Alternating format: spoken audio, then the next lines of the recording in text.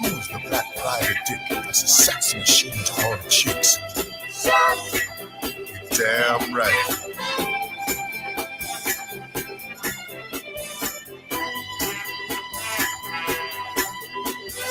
Who is the man? Welcome, another Sunday night, 8 p.m. Eastern Standard Time. It is time for the Radical Republicans live show. I am your host, Jerome Bell, at the J Black Mambo on X. Show being streamed live on Getter on 3 Rumble stations and channels over there, on Facebook, on YouTube, and I see all of the chats are starting to get live and see over there on Getter, and Getter, they're over there drinking already on Getter. They're over there drinking already on Getter, so we're going to get it live. We're going to get it on. We got a great show for you tonight, actually. I love my Getter chat, man. They just over there flying up. I did a show. Well, I did Laverne Spicer's show the other day. I was on with Laverne Spicer, and in the middle of the day, I think it was Wednesday or Thursday, something, maybe been Friday. Shit, I don't know. I lose track of days. And hold on, let me pop this.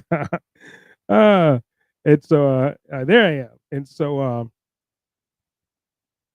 we were doing Laverne Spicer's podcast the other day, in the Hood Conservative Show, and the Getter chat was wild. It was live, man, middle of the day, and I was shocked because it was just a spur of a moment thing. I got a call from my girl Travion Cutie and said, "Hey, let's do the show. Let's do Laverne's show today." I said, "Okay, let's do it." I was free. I wasn't doing anything, so I said, "All right, let's rock and roll." So went over there, had the best time. I love Laverne Spicer. You guys know, if you don't know, she ran for Congress in Florida in 2020. Same time. That's where I actually ended up meeting her at. Getting to know her a little bit and everything. But Laverne is nice. I love Laverne and the ladies that was on the show as well. So, but in the middle of the day, hey, thank you for the Getter chat for holding down the fort over there, doing that damn thing over there. So it's rocking. Hey, Susan, I see you over there, and Rumble, and like I said, Getter. The Getter's getting too many to name, but I see all y'all my favorites: Andy M. Baseballs, TBB, Elizabeth. I don't see Stormy's over there yet. Stormy's got to be jamming in a minute and whatnot. So see you guys over there. Thank you for tuning in. All right, so we're gonna have a great show tonight. Actually, well, not that the show is never not great, but this tonight we got Tarik Johnson. Okay, we got Tarik Johnson. We're thrilled to welcome the former U.S. Capitol Police officer as our special guest. So, if you don't know, if you don't follow Tarik on Twitter, he made social media waves on social media, sharing his bold perspective on the January 6th riots, and he has come forward with compelling insights, stating that he believed the events of that day, like a lot of us, right? And he worked. He was in there working. He was inside of the Capitol. I'm gonna let him tell you guys the story, but he believes that the events of that day were a setup and also a significant cover-up followed to, being able to obscure the truth. Okay, so in his own words, going to hear from him today, and he'll tell you how after J6 first occurred, he drank the mainstream media Kool-Aid like a bunch of people did. He believed that J6 was an insurrection, but as more facts and more facts were revealed, he changed his position. So we got Tarik on tonight. Okay, so we're gonna have him here for the first hour. We got him for an hour, and he has to jam. He can't stand in the lion's den for too long. All right, but all right, let me hit my sponsor first. Sponsor tonight is going to be Supermassive Black Coffee, the uprising brewing beneath the surface, founded by the fearless Jeff Dornick. We are the resistance, standing against the corporate behemoths and their toxic brews. Our mission is to shatter illusions and ignite your senses with coffee as it was meant to be, pure, bold, and breathtakingly smooth. Our artesian fire roasted coffee is a masterstroke of alchemy, precision. Each bean is transformed in the Victorian era fire roasters, an ancient technique that imbues our coffee with unmatched richness and complexity. These perforated drums allow flames to delicately kiss the beans, caramelizing sugars and unveiling a symphony of fruity, earthly, and chocolatey undertones. At Supermassive Black Coffee, we invite you to revolt against the mundane, savor the magic, and embrace the difference. It's time to elevate your coffee experience and join the rebellion against mediocrity. With every cup, you're not merely drinking coffee, you're joining a crusade for quality, purity, and extraordinary flavor. So step into the revolution and embrace Supermassive Black Coffee. You guys can go to supermassiveblackcoffee.com. That's supermassiveblackcoffee.com. And you know what code to use, Mamba, MAMBA, for your 20% discount. 20% discount. So I hope you all had a great week. And we're back. And if you guys caught me and Laverne and the ladies in the middle of the week, you guys know we were rocking. It was a great show. Laverne does a great show, and like I said, had a great time. All right, so without further ado, we're gonna bring in Mr. Tarik Johnson to the stage. Tarik, how you doing, brother? I'm doing wonderful. How about yourself today, Jerome? Hey, doing fabulous, man. Just came from the mountains. Me and wife was up in the mountains at a winter festival, so and just getting back from that to do the show. Couldn't miss the show. Couldn't miss this interview. And so I tell you what, man. I told my audience a little bit about you. Go ahead and introduce yourself because that's the way we do it here in the Lions Den. You can introduce yourself and tell people about yourself better than I can. So go ahead and introduce yourself. Then we'll get into it. Okay, my name is Tarik Johnson, and I was a former lieutenant with the United States Capitol Police. I was there for 23 years, and I resigned my position 17 months before full retirement because I knew the truth about what occurred on January 6th, and I didn't want history to say that I stayed there knowing everything I knew. So I figured it was time for me to leave at the time that I left, and I left as soon as I could.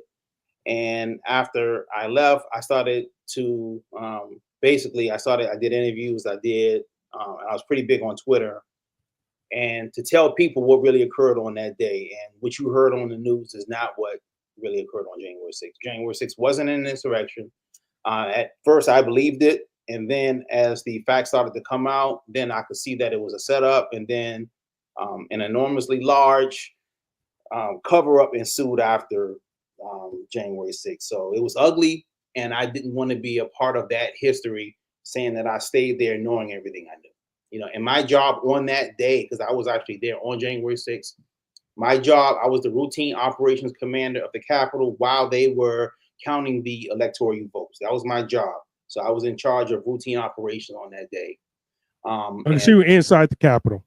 I was absolutely inside the Capitol on that day. I had no intel before the day occurred. I thought it was going to be a nothing day. I didn't get any major briefings. I had planned on leaving early that day because I didn't anticipate anything happening. I was going to try to leave probably around 12 or 1. I wasn't feeling that great. And then I ended up staying till I think like 1 in the morning. And I had planned on leaving in the afternoon. So, but yeah, I had no intelligence. Nothing got to me saying that day was going to be anything other than a regular day. Okay, so you're in there chilling, getting ready to go home, regular day. You know, they will count some votes and, you know, everything's going to be good. Everything's going to be good, right? So when did you find out? What happened to make you notice that, hey, this is not a regular day. I'm not going home. So what happened? What took place at that point when you found out?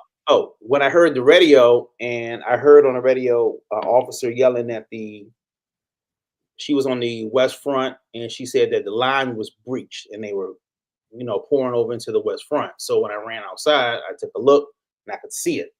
And by the time I got out, I think I got out like right after 1 o'clock p.m. when I was on the west front, and I saw all the people. It was a sea of people, like from the north to the south, like thousands had already broken the fence line by the time I got outside. So that's when I knew it was going to be a different kind of a day. Okay, so you saw that, you heard on the radio. What was the chatter like on the radio? Because people don't know that. What was going on over the radio? Was it panic? Was it sounding chill? Because I'm gonna show a video here in a second. Matter of fact, I'm gonna show this video first, and it looked like too much panic to me. Okay, hold on. Yeah, country love. I'm gonna turn down the volume, but just watch the video. So this is a video, and people like me and some other people say, "Hey, these guys, these people were let in. These people were let in by some of the Capitol Police, I guess, that was working there, because we know when you work there, you cannot open these doors from the outside. That the Capitol doors do not open from the outside. So as people are watching right now here on the video, people were let in. So what side of the building was in chaos, and what side of the building was where where this video, where these people are being let in and basically by the tour guides? Well, I wouldn't say when it comes to the setup and everything, it didn't occur on the frontline officers. It occurred way above them. Officers letting them, like, I haven't really spoken to any of the officers that were at their door, but it wasn't really like they were letting them in. It basically, they just didn't stop them.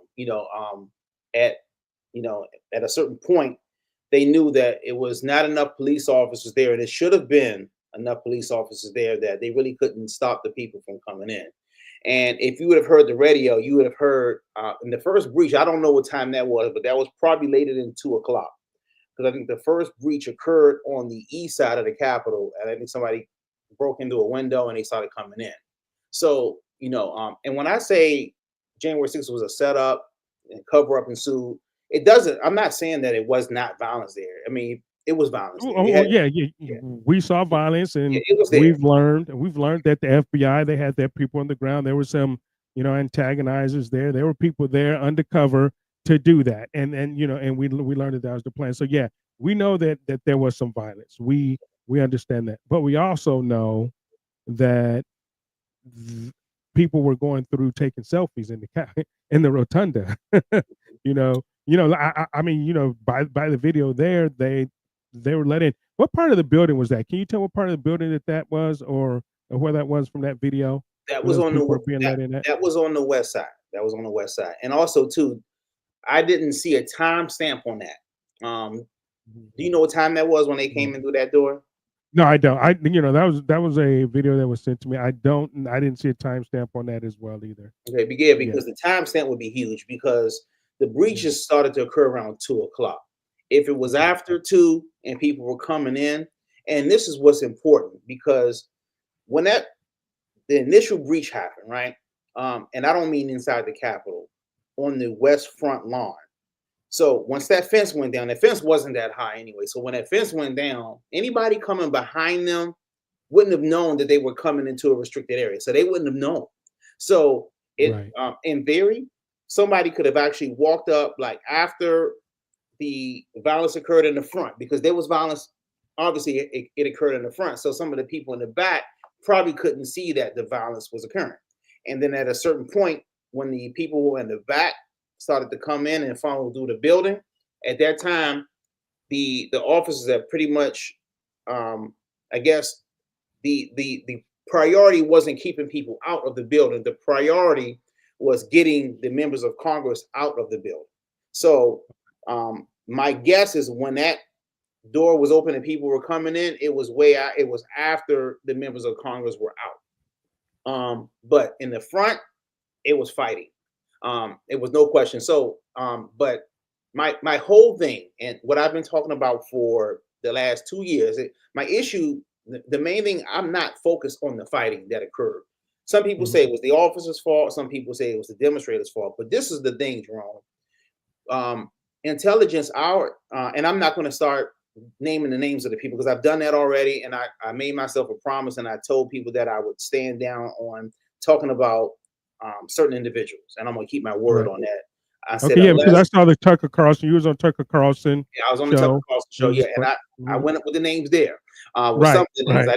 I didn't go everywhere, but probably it was in January. A friend of mine called me and he says that how far because I've been getting in their tails for the Right. last 2 years, and he said, "What happens if you get one of these people hurt or killed by by keep going?" He was like, basically, he was telling me that I've done enough, and it was time to stand down, and I agree with him, so I stopped. But I said that if they um, provoke me to go back, I will absolutely go back and I'll start talking again. But right now, Right. I said I'm gonna stand down. But I still can say this though: they were a group of people in our intel department of the Capitol Police that had the intel of what was going to occur before it actually occurred, weeks before.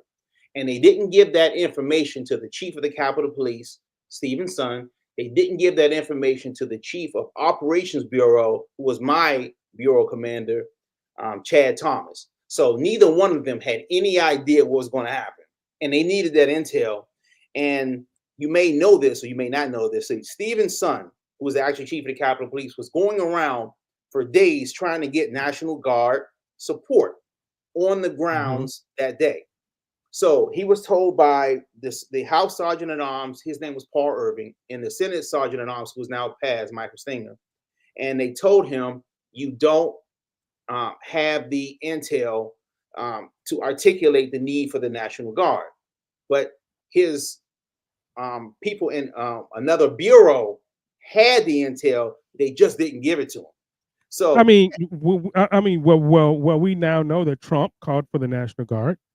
We know he called out. We know he was denied by Nancy Pelosi. I've heard that Yogananda Pittman had the intel.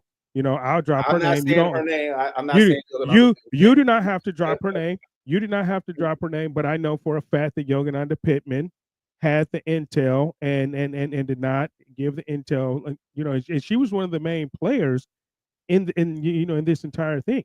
And so she knew. So and you don't have to yay or nay. I'm telling everybody she knew. And like you say, Officer Son was going around to these individuals asking because he figured that there may be with that number of people it's possible, and he was asking, but his request, like President Trump's, was denied as well at the highest levels of different bureaus, as you would say, and Congress as well.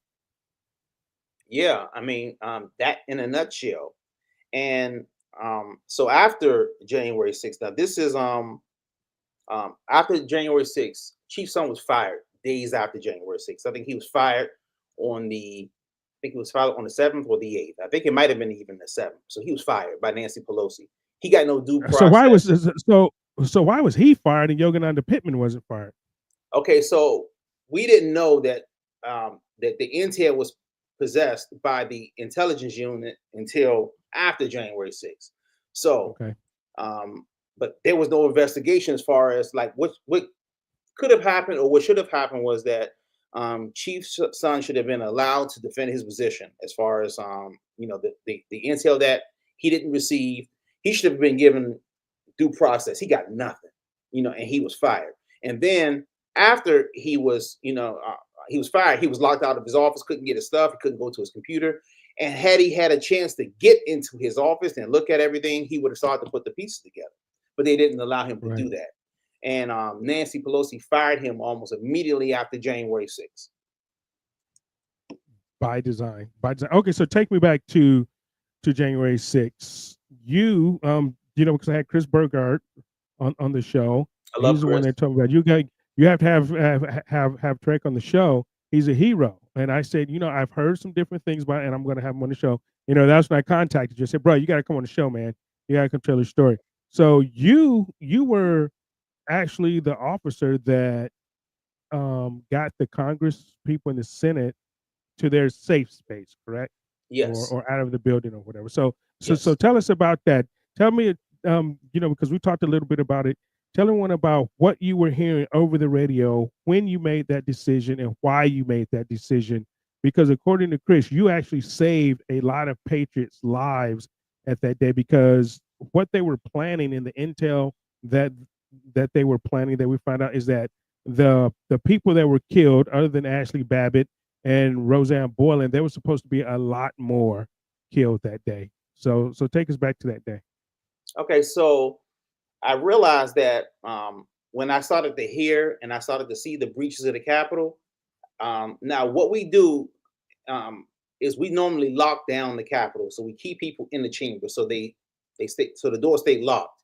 But as many people that were coming in, I figured it would be best just to get them out of the building, the members of Congress out of the building. So I ordered the doors to be open for the Senate chambers first, and then the House chambers after that. So around 2:24, I asked for permission to have the Senate evacuated, because I figured that if we didn't do it at the time we did it, we wouldn't have had another chance to get everybody out.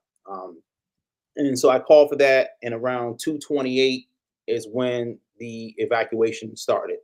So now I'm on the Senate side of the Capitol. I can't see what's going on in the House. I was not going to evacuate that side of the building until I got over there.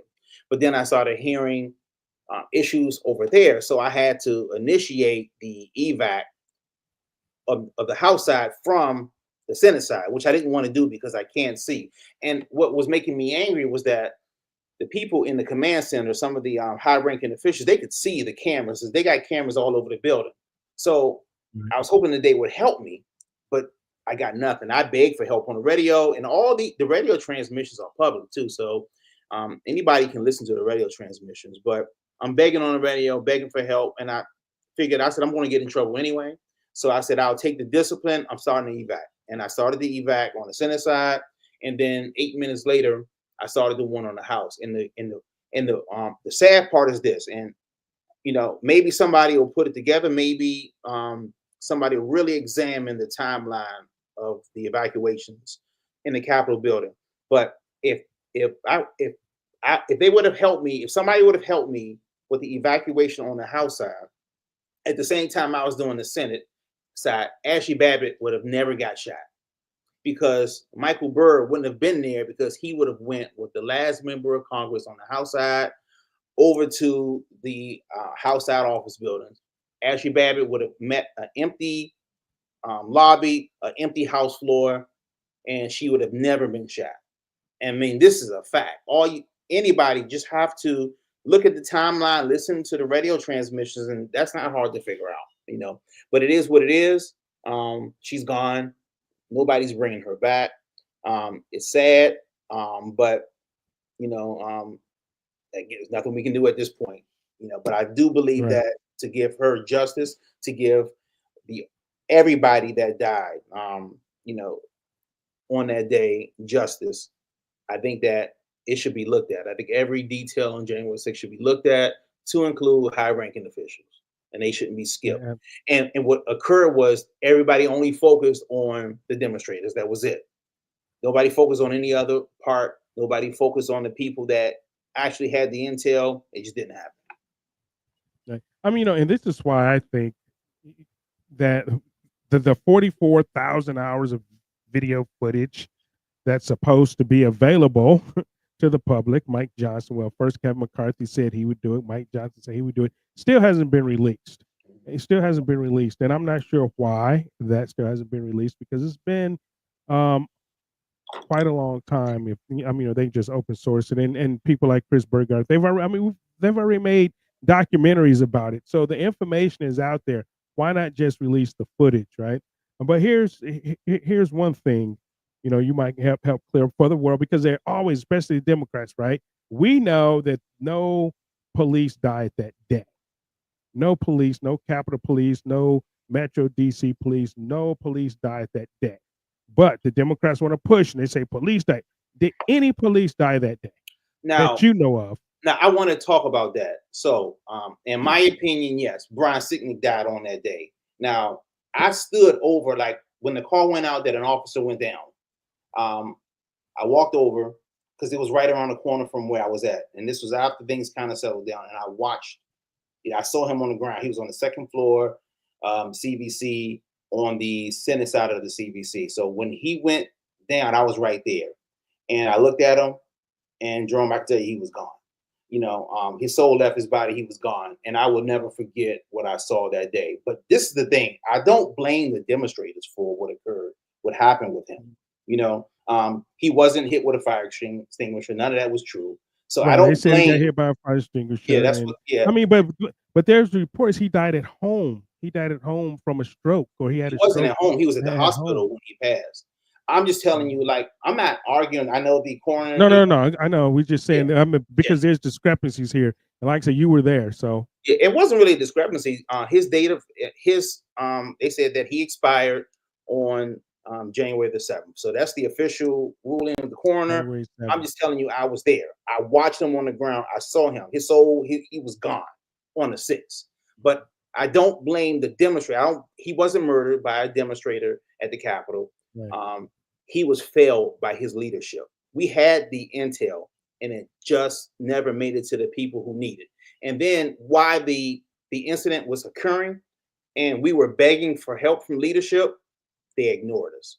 So, and also too, when I say this could have been prevented easily, when Sung was trying to get assistance from the National Guard, and the people who had the intel would not give it to him, that's why January 6th occurred. So, do I believe Brian Sicknick? It's always going to be he died on January 6th to me. I know what the coroner says. I know what everybody says, but I don't believe it was from the demonstrators. The events of that day is what caused his death, but it was the failure of leadership, not the demonstrators that killed Brian Sicknick. It was leadership failures on that day. Okay, I totally understand. Okay, so you say no one helped. No one helped when you called on the radio. I mean, it was just silence from your leadership. I mean, what was that? How was that? Jerome, I was begging for help, and I was flat out ignored. Have you heard the radio transmissions? Like, I have not. I have not heard the radio transmissions. No. Yeah, I think Chris may have those. I have them too. But yeah, you should listen to the radio transmissions, and you'll hear me. I'm 405J John. You'll hear me begging from. I sounded like Keith Sweat. I was begging and begging and begging and begging and begging all day. I was begging for 3 hours. Oh wow! So, yeah, wow! I was begging, and I got ignored. So, that's what killed Brian Sicknick. So yes, and if people want to say, and Ashley Babbitt, that's what killed Ashley Babbitt. It wasn't, and I know everybody's going to say Michael Byrd this, Michael Byrd that, but Michael Byrd was put in an unwinnable situation. So now, and I can tell you this, I was done no matter what. If I got everybody out, which I did, they were going to take all the credit for it. If somebody got hurt while we were evacuating those members, then they would have crushed me, because they would have said that, Right. the policy, you were a House chamber official at one time. So a member of Congress got hurt, he broke a toenail on the way down the steps. Then you would have heard my name all over the place. Because now I didn't get my name wasn't mentioned because we got everybody out safely. But if somebody would have gotten hurt on that day, they would have said, you weren't supposed to evacuate. That's not what the policy says. I know what the policy says because I drilled the policy. I practiced the policy. I was the House chamber section when Ashley Babbitt died was my longest assignment. I was a sergeant at that time, from 2008 to 2012 in the Capitol House chamber sergeant. So I couldn't never say I didn't know the policy because I was there. It's my longest assignment while I was employed with the Capitol Police. But the issue was I knew that the policy didn't have a contingency if there were thousands of people coming into the building. So I said, let's get them out. That was the best course of action. And I made the decision on my own. And because it was successful, that's why you never heard me. But if any member of Congress would have gotten hurt while we were doing that evac on either side, my life would have been over. So the officers got everybody out safely on my command. But so and I love the Capitol Police officers, those line officers, because if they would have failed getting everybody out of that building and a member of Congress got hurt, my life was done. So, and I realized that much later because they would say, you evacuated and they would have. Yeah, you would have been scapegoated. You would have been the Oh my scapegoat. God, I was going to be the scapegoat no matter what. See, Chief Son was going to be the scapegoat no matter what, because the people who were under him were more powerful than him. So that's why Chief Son got screwed, because the people under him were more powerful than him, and that's how it is. How is that? How is that? He's the boss, but the people under him are more powerful. How does that work? That's how life goes sometimes. The people under him were connected. Like I said, I don't want to mention their names, but they were both. It was two of them, and they're very connected. And even one of them, I mean, if you ever, do you know who Steve Baker is? I do know Steve Baker. Yes. Okay. Yeah. He wrote an article on one of those individuals. Okay. And you should contact him. And if you read the article, your jaw is going to drop if you read the article. But yes, the people that were under Chief Son were more powerful than him. So that's why Chief Son was fired and they were not. Wow. The cover up issues. Yeah. Okay, so what is this? So you were there. Did you see Nancy Pelosi's, what was it, niece or whatever it was, videotaping that day? No, I was working, so I was evacuating the because she didn't seem too distraught or didn't seem too worried about anything, because she was videotaping the whole thing. For some documentary or something. Leadership. Pelosi left even before the regular evacuation occurred of the other members, because the way it works is that leadership is going to go first, and then the other members of Congress are going to go after leadership. So Nancy Pelosi was already gone. If you look at the timeline is there of when she was walking through the tunnels. You can probably get it down to the microsecond, and that's all this stuff should be common knowledge. She was already gone, so but the other members were still there. So that was my focus, because now you have, I think it's 9 members of leadership. They had their own protective teams. So their protective teams would get them out and escort them to their vehicles and get them away. But the other members of Congress don't have any of that, so they're just the regular guys. They're walking through the halls by themselves. So those were the ones and so if you have 535 members of Congress, right? And you subtract 9 from that, right? So that gives you what? That gives you 526. Yeah. So the other 526 basically are on their own. They don't have leadership. So we had to focus on getting all of those guys probably weren't there, but you still had a lot of members of Congress that were there. So we had to focus on getting them out, and we did a great job of getting them out. And the thing is, we didn't save them from an insurrection. Or if the people would have gotten in, they would have killed every member of Congress. The thing is this, but we did calm the situation down. And the reason why I wanted to get the members of Congress out was to calm the situation down. So, and this is the thing, and this is what I saved people from this. If they would have encountered some of the members of Congress, if they would have yelled at them or bumped them on accident, they would have been charged with assaulting a member of Congress, and their penalties and their sentences would have been way worse. So the goal was to de-escalate the situation, and that's what I feel I did. I didn't save the world from an insurrection, because this is the thing. They outnumbered us 100-1. So easy. It was like 3 million people there that day. If they wanted to take over the Capitol, it was nothing. And I can tell you this. I was responsible to submit the manpower to the chief's office, right? And I had to do that daily, right? So I know how many people we had around about, on a normal day. And we didn't have much more than a normal day. They did have some CDU squads there, but we didn't have a bunch of people in the Capitol that day. We were on a bare bone skeleton crew. So if you had, let's make the numbers. You ever see the movie 300? Yeah. Okay, let's say we had 300 officers there, right? Let's say we had 300 there.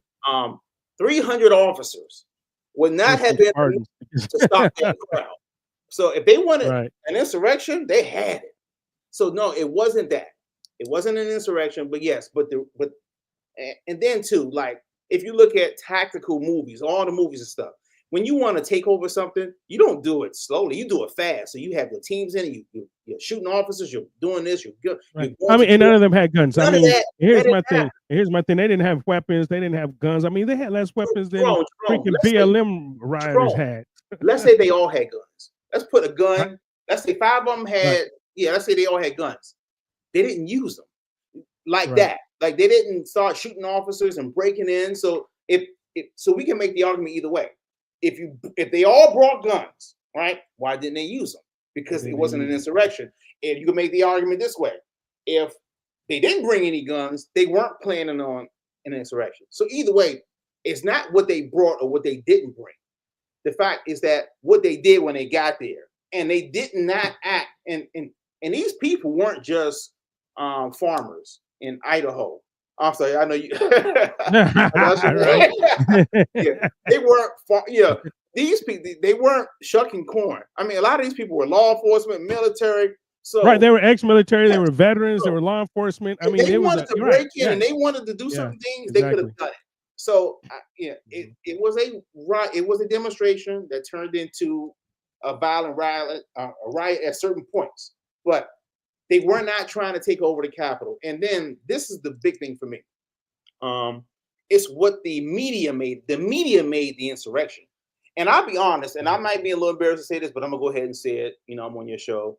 I guess I can't say I hope not a lot of people are looking at it, because we want a lot of people to look at it. Oh no, it's a lot of people looking at it. So go ahead and say it. It's gonna be. I never heard the word insurrection until after January 6th. If somebody would say, "You heard the word insurrection," I would like, I would have had to go look it up. I'll be honest. Right. I know, and that's most people. I mean, to be honest, correct. That's most people. Most people probably don't know what an insurrection is, because a lot of people are repeating the bullshit lies from the media. It's insurrection. It's insurrection. Do you know what an insurrection is? Most insurrections are done with weapons. Most insurrections are military, based, people, and with fast precision. That's an insurrection. So most people honestly don't know what an insurrection is, because if they did know, they would see and they would understand that this was not an insurrection. They're just repeating what the mainstream media is saying. The mainstream media made January 6th an insurrection. So, do you know who Enrico Tario is? Yeah, Enrico's my boy. He got out. I'm glad he got out. I'm glad he got pardoned. They was giving my boy 22 years for not even being there. Okay. Enrique was not even there that day. But yeah, I know. Did you hear about the incident that happened? I think it was yesterday with him and Michael Fenone? Yeah, CPAC. Yeah. Okay. So, now I don't know this. So, Michael Fenone was at CPAC? Yeah, he was at CPAC. Yeah, oh yeah. Why was he at CPAC?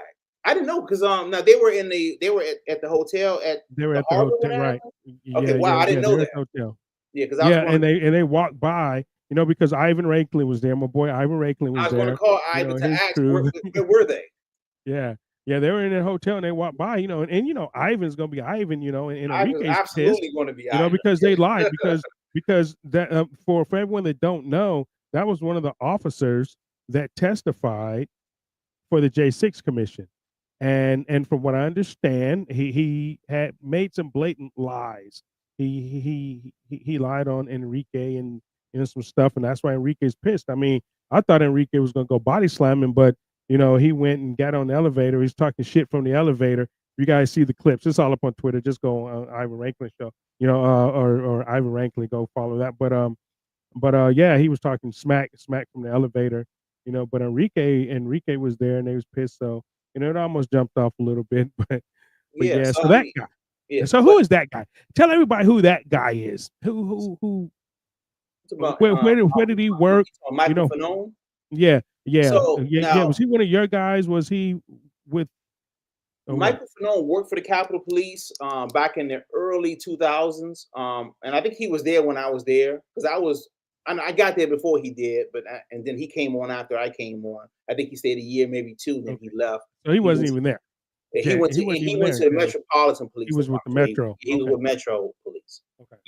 And as far as him testifying, I don't know, like, his testimony, if he even testified in Enrique's trial. I don't know, but as far as, I believe he did. That's why Enrique was pissed, because Enrique was saying he lied on him, So yeah, I have to get the whole. I'd like to know. Yeah. I would like to know that, like, as far as like what his issue was with Michael Fanone. Now, I know that the Oath Keepers had an issue with, Harry Dunn and the other guy, David Lazarus. Now, I don't even really know as far as Harry Dunn's situation, but I know absolutely that David Lazarus lied under oath. There's no question. There's no question, and I'm not saying that lightly. He lied. He put himself witnessing a incident between Harry Dunn and the Oath Keepers, and he wasn't even in the building at the time that occurred. So it was no way. He just fabricated the whole thing, and then he retired happily, getting his check. But but blatant Isn't lie. it amazing how they're able to do that? That they can testify Yes. like, oh, retire, I'm done retiring, then get your retirement check. I mean, when you just possibly screwed up someone's life for the rest of their life, Yeah. for whatever deal you got, that was amazing. Yeah. So But anyway, so that was a big blow up. So yeah, all right, but go ahead, continue. Yeah. So Continue. anyway, Enrique, right? So I was listening. I watched that clip like 5 times, right, with Enrique and Michael Fanone. So Michael Fanone, and it was another lady there too. I don't know who she was, and I don't know who that lady was. It was calling she called him a Enrique, terrorist, right? She called him a yeah. terrorist. So, and I've been thinking about that. I've been thinking about that clip like all day, right? So they called him a terrorist. Why? Because America sees him as a terrorist. Because now, when Trump pardoned the J6 people, in the minds of America, because the mainstream media beat the crap out of the American public, and January 6th was an insurrection. So Trump came in office and he pardoned a bunch of insurrections. Doesn't matter that it wasn't that. But now that the people are out now, and this is one of the things that I would love for J6 pardon people to really think about this. Now, they got pardoned, which is very good for them, but they're not coming back for the most part into a country that's going to welcome them back, because the mainstream media has told them for the last 4 years that January 6th was an insurrection. Now, there are people out there who can easily dispute that and prove that it wasn't and what it was, but a lot of these people still have not spoken publicly. Now, the only person for the most part that has spoken out about what really occurred, you have I think you had one guy from the FBI and one guy from the National Guard, but you've had nobody really from the Capitol Police, nobody from the intel section. Now, if you go back and look at the article, there were 5 intel analysts that went to the IG. His name was Michael Bolton, to tell him, hey, we hear it was in the news, but this is what occurred. We had the intelligence. We gave it to these people. And you know what the IG did of the Capitol Police? He went and told the acting chief and gave them the names of the people who went to report the malfeasance. And like, you don't do that. And they got them because they said that the intel whistleblowers didn't request anonymity. But when you're whistleblowing, you don't have to say you don't have to request. Yes. Right. So then you have a new chief who comes in and says that those individuals don't get to be covered under the Whistleblower Protection Act because we have certain guidelines that we follow. So you're not going to cover them. So they can't be deemed federal whistleblowers by the Capitol Police. So Capitol Police can't have. So if you're a Capitol Police officer, you can't be covered by the Whistleblower Protection Act, I think of 1992, I think it was. So you can't be covered by that because we want to cover you with our stuff. But even though our stuff is bullcrap, because we're going to use our stuff to our benefit. So, but I say all that to say that the 5 whistleblowers have not spoken out like this. You have not seen them testify. So why would you not have if January 6th was an intelligence failure, right? Which we all know it was. Why wouldn't you have the whistleblowers speak? 4 years ago, the 5 intelligence guys that was there because their testimony, and I've spoken to them. Now, they got fired. So now, they got beat up. So now, Son got fired. They got fired. I knew. Now I was gone for 17 months. I was suspended for 17 months. So they suspended you for 17 months, and they suspended you for wearing a MAGA hat or something, they used right? The MAGA hat to fire me, to suspend me. That's not why they suspended me.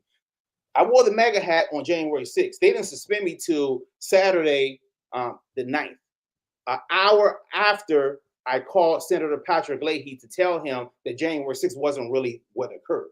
So when I called Senator Leahy, an hour after I got off the phone with him, and I called Senator Leahy because I had his personal number and I was part of his protection team for years. So I feel comfortable to call him. You feel comfortable, yeah. I called the Democrat, and I'm not trying to say that the Democrats fabricated or created January 6th, but I called the Democrat. So anyway, you fucked up. You fucked up. And you called the Democrat. Yes, so I called the wrong senator, basically. And then within an hour, and it was funny because in my mind was saying that it was no way he would do that. So I was talking to one of my relatives, right? And I told him, I said, an hour after I called him, because I wouldn't believe, because I know his family. I've been to Vermont multiple times. I've spent Christmases there, Thanksgiving, so I spent a lot of time there with it. I know his wife, his grandson, his son, his daughter, so I saw what happened on January 6th. I know that the news wasn't reporting the truth. So I called him. And within an hour, I got suspended. So I was talking to a relative, right? And I told him, right? And I was like, you think the senator called the Capitol Police? He says, Tarik, absolutely he called the. I was like, no, it was no way. He said, Tarik, yes, he did. And I just would not allow myself to believe he would do that to me. And do I know if he did it? I don't know. It could have just been a hell of a coincidence that the Capitol Police decided to now there are no fucking such Saturday, right? On a Saturday. Yeah. No coincidence. Have you ever seen Friday, the movie Friday?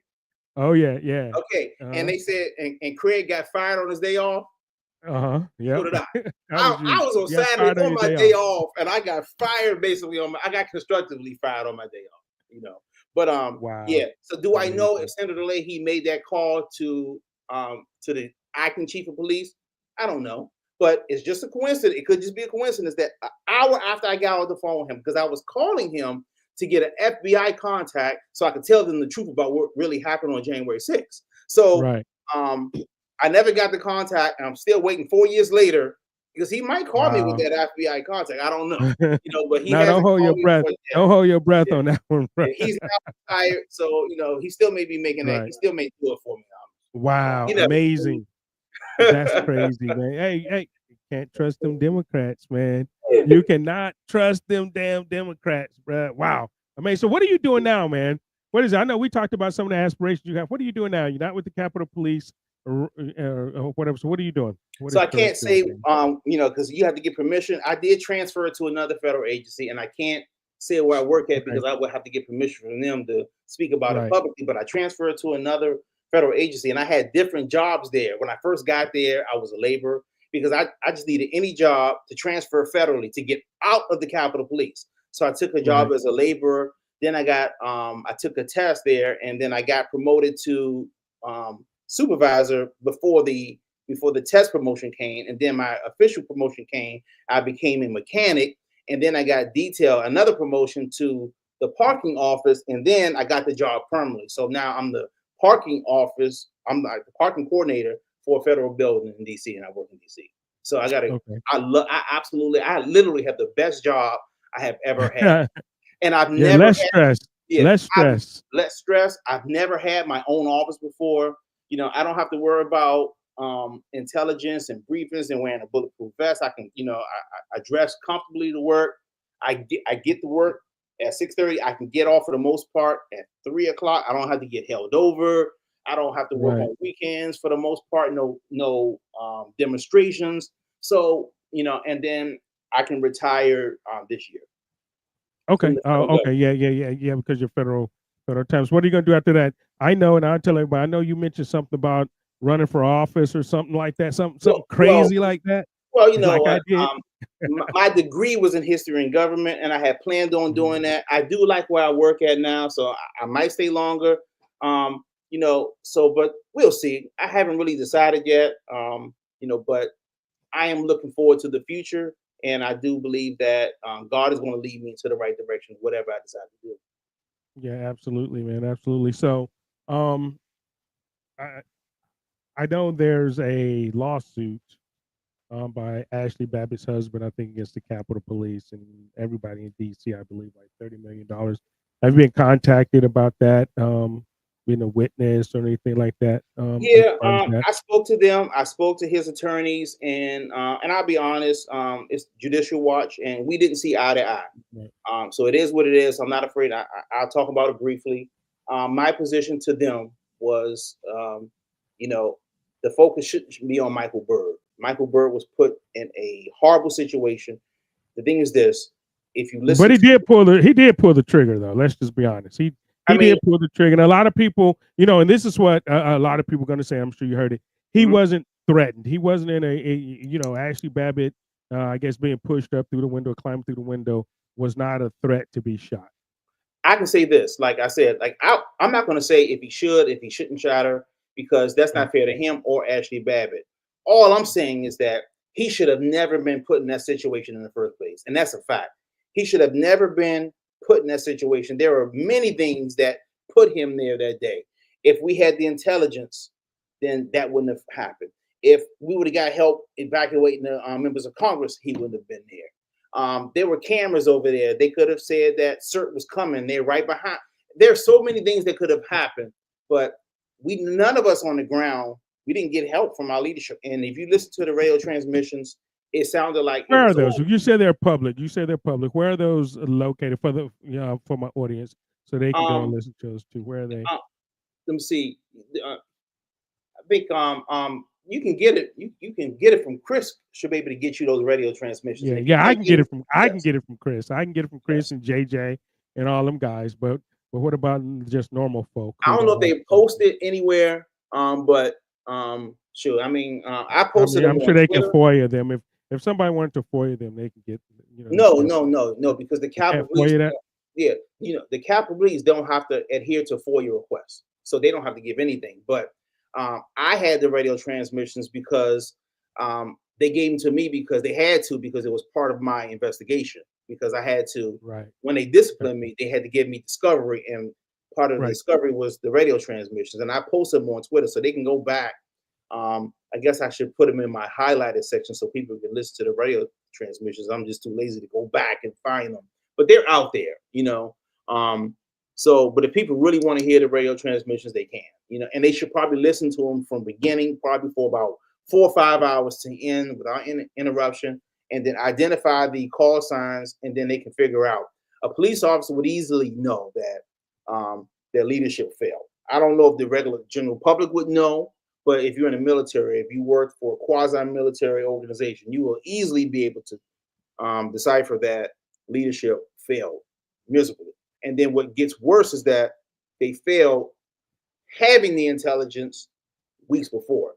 So, like I said, I'm not going to try to sit here and tell you, oh, absolutely, Michael Byrd should have shot her, or he shouldn't have shot her. All I'm saying is that he should have never been put in a situation in the first place. Even if you find the worst demonstrator on January 6th, right, who committed the worst act, that guy right there, whoever that was, because I haven't really dove into the January 6th defendants cases, that guy shouldn't have been put in that situation. Because even if you did wrong, you still should not be set up by your own government. And that's what happened to those people. It happened to all of us, the officers and the demonstrators alike. We were set up by certain people in our own government. And for me, that's unacceptable. No, I agree. I agree. They're unacceptable. We're going to disagree with the Byrd thing, but that's okay. I still love you. Well, I mean, I don't know if we disagree. Because that's the only position I said was that he should have never been. He never should have been there. And you know what? And I can agree with you on that. Okay, and that's all that I none of you that none of you should have been put in that position, because, like you say, if everything would have taken place like it should have, the National Guard should have been there. The request from Captain or Chief Son. Okay, if his request even help on that day, on that day to evacuate, he wouldn't have been there. So, but like I said, and this is the thing too. I don't know if you know about this, but well, you might know.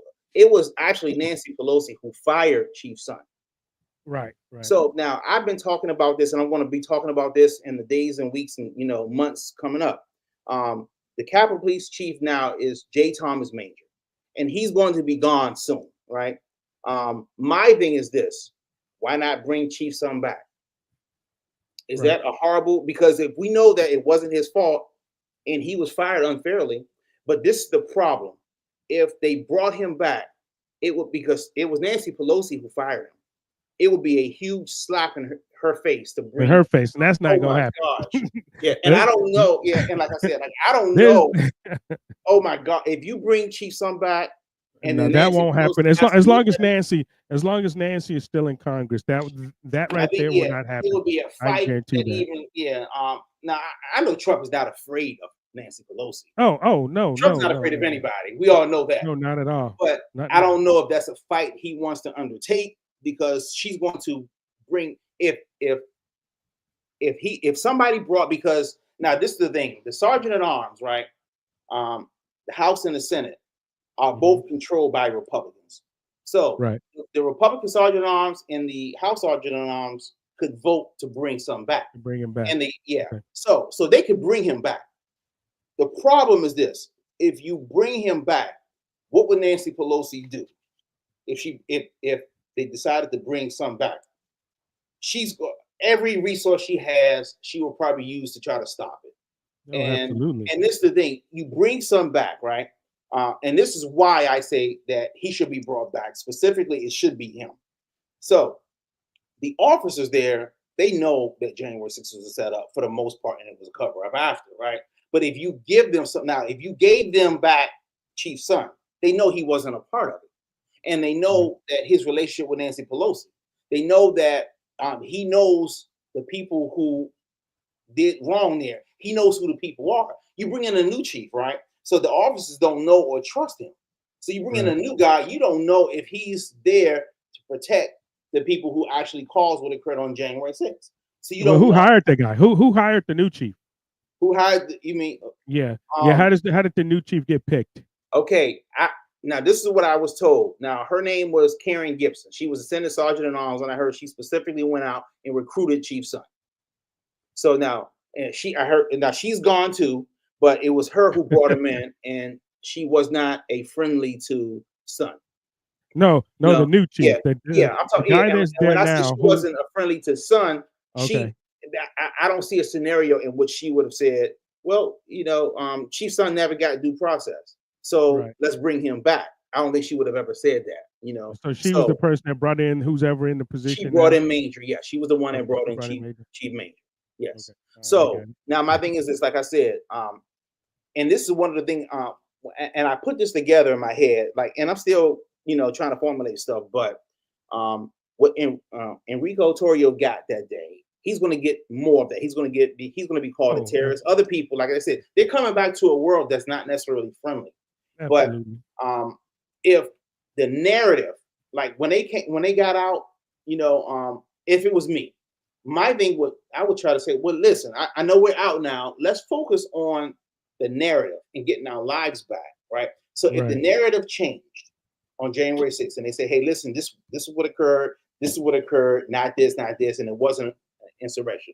Now, if you're a government official, so I know I said 9 o'clock, but I got to go a little bit longer, unless, you got to go. But hey, fine, go for it. We're good. Okay, so let's say for argument's sake, right, I'm a government official, right? I'm in charge, right? And they're saying that January 6th was not an insurrection, right? Don't you want that? Because these are American citizens, right? So let's say if there is a small possibility that these people weren't terrorist insurrectionists, I would want to give them a chance to prove it. I want to know. I'm not going to say. Well, hopefully they're going to have a new trial. I mean, because or at least a new commission, and that's what I'm hearing, from members of the House, people that I know, is that they're going to have another January 6th commission, to hopefully fix this, to hopefully correct what was done by the last January 6th, commission, liars, and that entire sham of a trial or entire sham of a show or whatever it was. So I'm hoping Mike Johnson, I'm hoping some of the other ones, there actually have a new, commission, and then clear these guys. Like you say, if it wasn't insurrection, they weren't terrorists. These guys, that they need to be cleared, and they need to be cleared publicly for the mainstream. Even though we know the mainstream media, probably won't even cover it like they did before, but we'll make sure, that it get out there, and we'll make sure, that these people are clear, because they do, and they need their lives back, and they don't need to be walking down the street, getting this abuse from like that lady that was with Yeah, because Panone or whatever. because the mainstream media, like, so I was at work, right? I was at work, and a lady, because she asked me, "Were you part of a federal agency before?" I was like, "Yeah, I was with the Capitol Police 23 years, right?" And she said to me, "Were you there during the insurrection?" So I'm like, "Oh, shucks," right?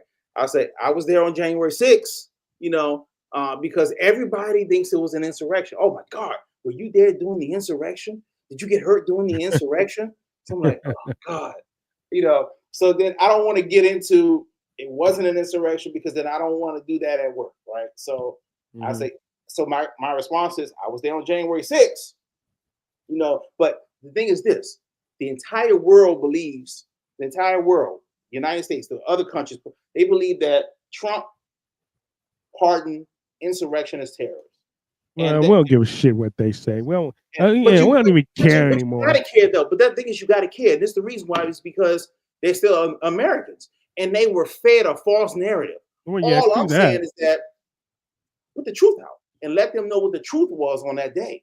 That it was intelligence held back, that was probably held back on purpose, so this could happen, so Trump could be embarrassed. Yeah, well, So do you know what would help that though? Really, tell me, is if Mike Johnson open sourced and released all 45,000 hours of the video that they're still holding on to, that they said that they were going to release, when they, voted him in as Speaker of the House, right? That was one of the video, okay, conditions. I'm gonna tell you why not. Because now the videos aren't going to tell you what the intel analysts on January 6th had. Well, I The would love to video, interview those 5 people that got fired. they can't speak. They're not going to speak publicly because of risk of being crushed by certain people. So they're afraid, because they went out. They went to the IG, and the IG went and reported them to the people that they were telling on, and then put them, and then wouldn't even move them from underneath. They was like, "Hey, my boss did this and this, and they held back this intelligence." And they Well, they said, got fired "Shut up." anyway, so You said what? Yeah, but I said they no, got but fired just anyway. see, this is the thing. Just because the Capitol Police fired, they can still hurt you. So, like for instance, I left the Capitol Police right years ago. Do you know they just turned my information over to my new agency so I could get my retirement? They were holding it back. I've been fighting them to get it, arguing to get it. So they can still hurt you. Now, when you apply for another job, you have to put on there your old That's job, it. and then they're Right. going to want to talk to the people from the old job. So Right. just because you're no longer employed, they can still crush you. I mean, yeah, they can still do things. I Yes. mean, Yeah. yeah, So I mean, people I don't agree with really that. want to be But crushed. And this is the thing. And then if nobody's coming out and people know it, but when you shine light on stuff like that, right? If they came out with their story, right? Let's just say that if they came out with their story and then these individuals, retaliated against them, then they would have a case, and then they can win that in public opinion, because they can say, "Look, these people are coming after me because I'm a whistleblower, because I came out and I told the truth. Now look at what's happening." I think that's a better way to go you about. I can't. mean, because right now people don't know their story, and they're sitting in their couch and they're just sitting back, and they've already lost their jobs. So what else really do they have When to you lose, publicly unless speak out, unless uh-huh. yeah. Do you know that when you publicly speak out, you lose you lose certain whistleblower protections. So they got to stay quiet until, like, now, if they were subpoenaed to speak, now Yeah, if they get called and they have to testify, then that's different. But nobody's right. called any of those guys to testify publicly. You know why? Because the information that they have is too damning to certain people. Mhm. So nobody Right. wants to hear it. Now, I know for a fact, now I don't know if you saw this tweet, right? But and I have it pinned to my profile. I'm pretty sure I have it pinned, or someplace where people should look at it. There was a letter written by whistleblower, right? And the Okay. letter was hand walked over to Liz Cheney and Oh begging, shit, basically another begging, loser. But yes, okay. begging for help. And you know what Liz Cheney did? Like, if you read the whistleblower letter, right? And by the time you get off of page 1, you'd be like, Jesus Christ. She had this, and she would not even speak Right. to the whistleblower. It wasn't me. It was another whistleblower. But if you read the letter, you would say, how come they wouldn't speak to? They wouldn't speak to any of them. So Well, now, yeah, because it didn't meet their narrative. It and didn't what meet the the people narrative that have, they were and trying the to destroy information, these. yeah, and the information that they have, like, I couldn't even, like, it's not. I heard it, but I can't tell you, because if I tell you certain things, right, and if I Right. put it out here, Right. then the Capitol Police will know who I spoke to. Like, I I haven't understand. spoken I to get all that of part. them, but I've spoken to some, and I'm Yeah. not going to put it's for them to tell what they know. It's not for me to tell, and I can't expose them knowing that if I say this, the Capitol Police is going to be able to know. Oh, it's that person that's going out speaking to him and telling TK all these these things. So I can't do that. They have to speak. And they need to be called to testify, and their testimony, Jerome, would be damning. So Well, I I'm don't know if hoping. it I'm will be hoping. damning if they ever get called. And Yeah, they'll I think watch they it. will. I think they will because a couple of things happened. Cash became the FBI director, and I know J6 is going to get investigated again. I know for a fact that there's going to be a new investigation, a new J6 commission, and also, I mean, once everything got in place, Cash was the last piece to that. And I've just been informed. I've just heard that, and I haven't verified this yet, but I think some people in my chat who I trust is that Dan Bongino just accepted the deputy FBI position. Yeah, I heard about that. I heard that was coming. Yeah. So yeah, Yes. man. I mean, so I think some things are going to happen, and I think those 5 members are going to get to testify. They're going to get to tell their story, and I agree with you. They can't come publicly if they're whistleblowing, But the truth is going to come out. The truth have to come out. Half the truth can't just lay dormant, And and for them to continue their lives because they can't live in fear, of not telling the truth because they think they're going to get crushed. I mean, my thing is if somebody trying to kill me, I'm coming public. I'm I'm just like Trump did the other day. If Iran kills me, go and just destroy their asses, right? Yeah, but that's So the I'm thing, putting it out to my people. But the difference between you and me, well, the whistleblowers and I and you, is that you never worked for Capitol Police. You don't know how powerful they are. You don't know how much like they can crush your spirit, and the fear. Even when I was gone, I'll be honest. I was still thinking, how can they hurt me here? How can they hurt me? They can still do a little bit to me, but not anywhere near. But the mental pressure that the Capitol Police can put on you is powerful. So like you don't know it until you've been there. It's like the Capitol Police is like the mafia. It's like the law. It's like the legal mafia. Yes, it is 100%. And it will always be like that. And like for instance, like I said, Well, it's time I would need some new leadership in the Capitol Police then. well, if you brought back like Chief Son, is like in my mind Donald Trump. Like Donald Trump getting back in, they didn't want to see because they knew what he was going to do. He was going to rip it up. It would be the same if you brought Chief Son back. But and they tried their best. They tried to kill Trump on multiple occasions. If they tried to bring Chief Son back, it may be the same thing. It's that much because of what he knows, and he knows who the people are. He knows where to go, and then he will have the trust of the officers that a new chief wouldn't have because you don't know if they're bringing him in to set them up. Like, hey, listen, come on, talk to us. And now you talk to us, and we did exactly what we did to the 5 intel analysts when they went to we get y'all fired. We gonna tell because we snitches. Yes. So they don't know. They know Chief Son wouldn't do that. So my thing is this. So if I could speak to like Enrique, I keep saying his name, Tario, I would, and I spoke to him before. It was maybe a year or so ago when on the Twitter space. That I listened to the way that I watched that video about 5 times and it got me. And he's going to be called a terrorist because the truth about January 6th is not out. The narrative that it was, even though that they were pardoned, Trump pardoned insurrectionist terrorists and he let them out. So people still think that those people are terrorists. They're just free. And those are liberals. It's more of us. But they're no. It's some Republicans. I was going to say liberals and some rhinos, and liberals and some rhinos, and we're trying to get rid of all of them. Trust me. Yeah, but it'll be like that as long as the media is like that. Public though is what I'm trying to say. Like if you can ask somebody who lives not in politics, he's a Republican. They still think that some of those people are terrorists. They still think that because the mainstream media pushed it so hard. Some of them. Not all. Not everybody. Not everybody. I mean, I don't know many Republicans that say Jan 6 was an insurrection. I would love to see a poll.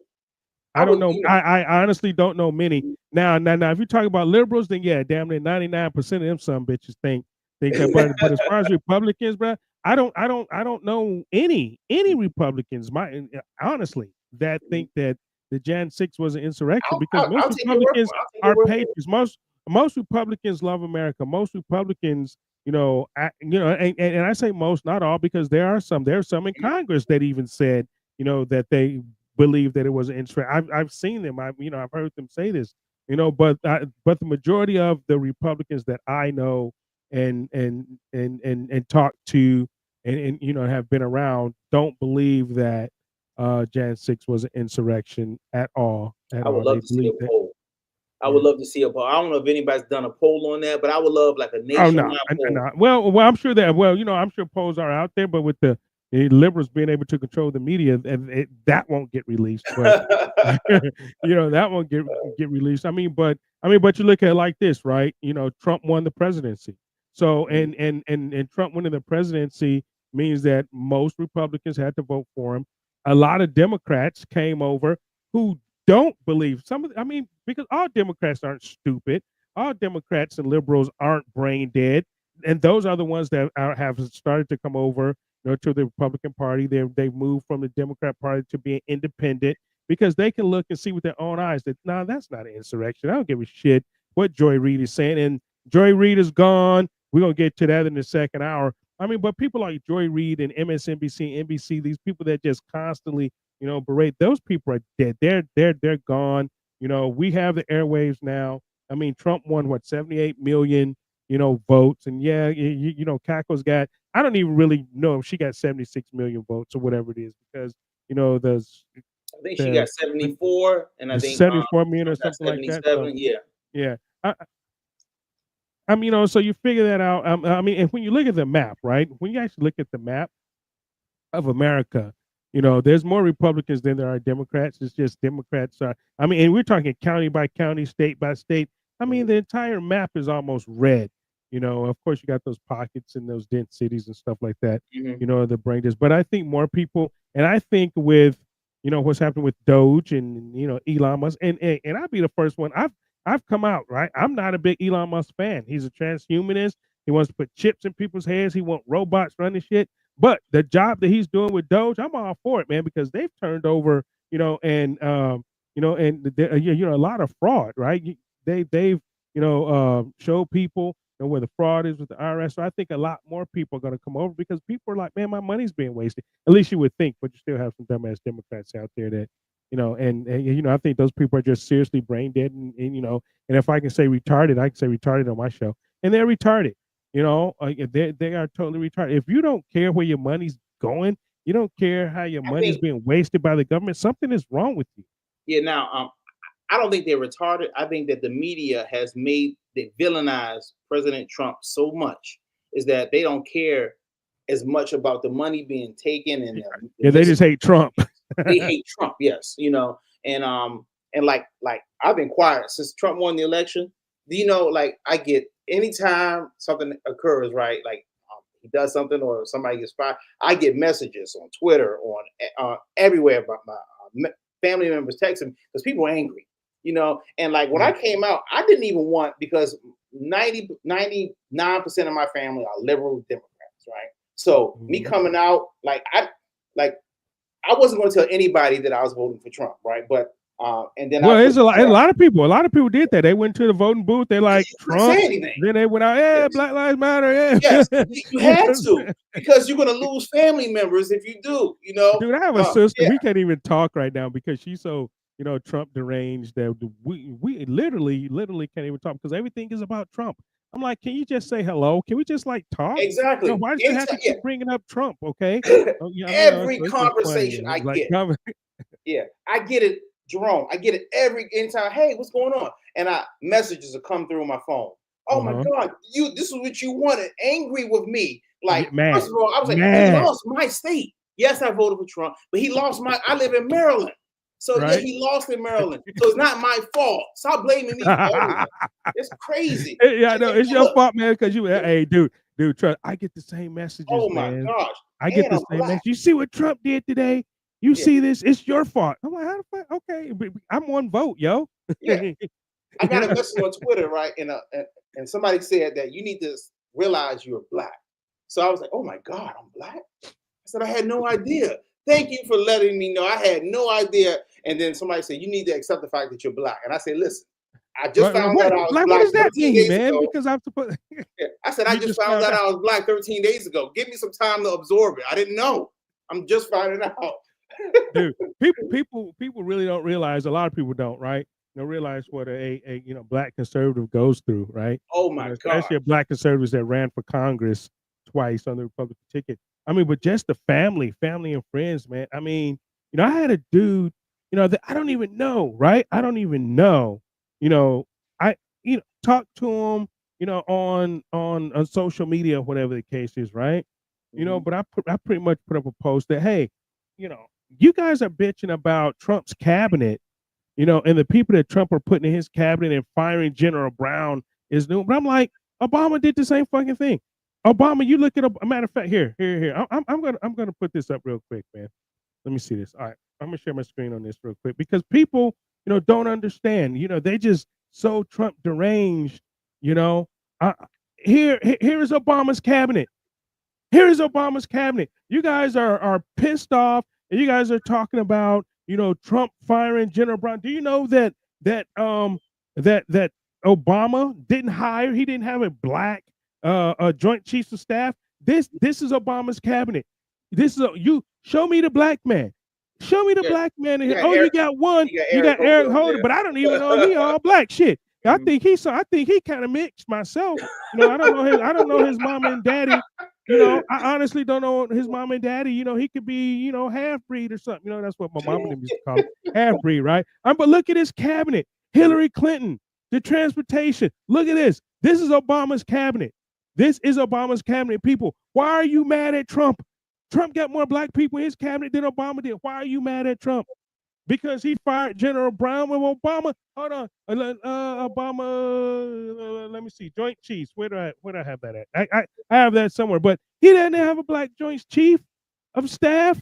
Why are you guys, holding Trump to a higher standard that you have not held the first black president of the United States to? Why is that? Why are you so fucking crazy and deranged on Trump because he fired General? Guess what? Most presidents that come in, they get a new Joint Chief of Staff anyway. I was in the military for 27 years. Every president get their own cabinet. They get their own Chief of Staff. And guess what? Most of them ain't black. And Obama didn't do it. So calm down. So I had a dude, tell me calm down, calm and clown. I mean, and get indignant and belligerent. I'm like, dude, I mean, did I like throw the rock in the I'm gonna remove that. Throw the rock into the pack of dogs, and you got hit or something. I'm like, man, what's going on, man? But I mean, it's just unbelievable. Like you said, it's just because they hate Trump, man. It's just weird. It's weird. It's weird. And to me, a president should put in office who he wants in office. I mean, we want positions like absolutely. You're gonna put your people in places where you want them to be. So to me, I'm not, I don't feel aggrieved by whoever Trump's appoints. It's who he appoints. That's his right to do so. He won. He won the election. He won. So he gets to do whatever the hell he wants to do as far as his cabinet. Oh, and guess what? Most of them got approved. Most of them got approved. You don't have to go through the confirmation, right? So just sit back, chill out, calm down, and just take the next 4 years if you don't like it, But I mean, it's just like this dude, and he's only been president for 30 days, man. They're like, oh, the world's falling. And this James Carville. If you want to stick around, man, I ain't got right. We just gonna roll to the next show a little bit. I mean, to the next hour. But just let me know if you need to go. But this is James Carville. This administration and I'm gonna start this over. But James Carville is one of the biggest Democrat, people, in the world, right? And this guy is on full retard. He's on full retard. This guy, I mean, and these people are so angry and so mad that they want the whole government to fail. They want America to fail because Trump won.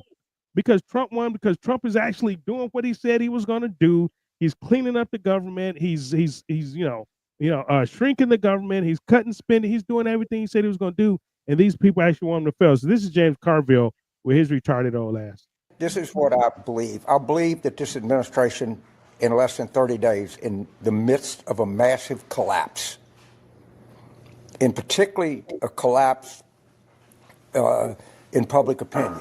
Della Volpe at Harvard, who's very good. I used to think, once I saw a Harvard youth poll, I discounted it. I've come to say it's a pretty damn good poll. Pretty good guy.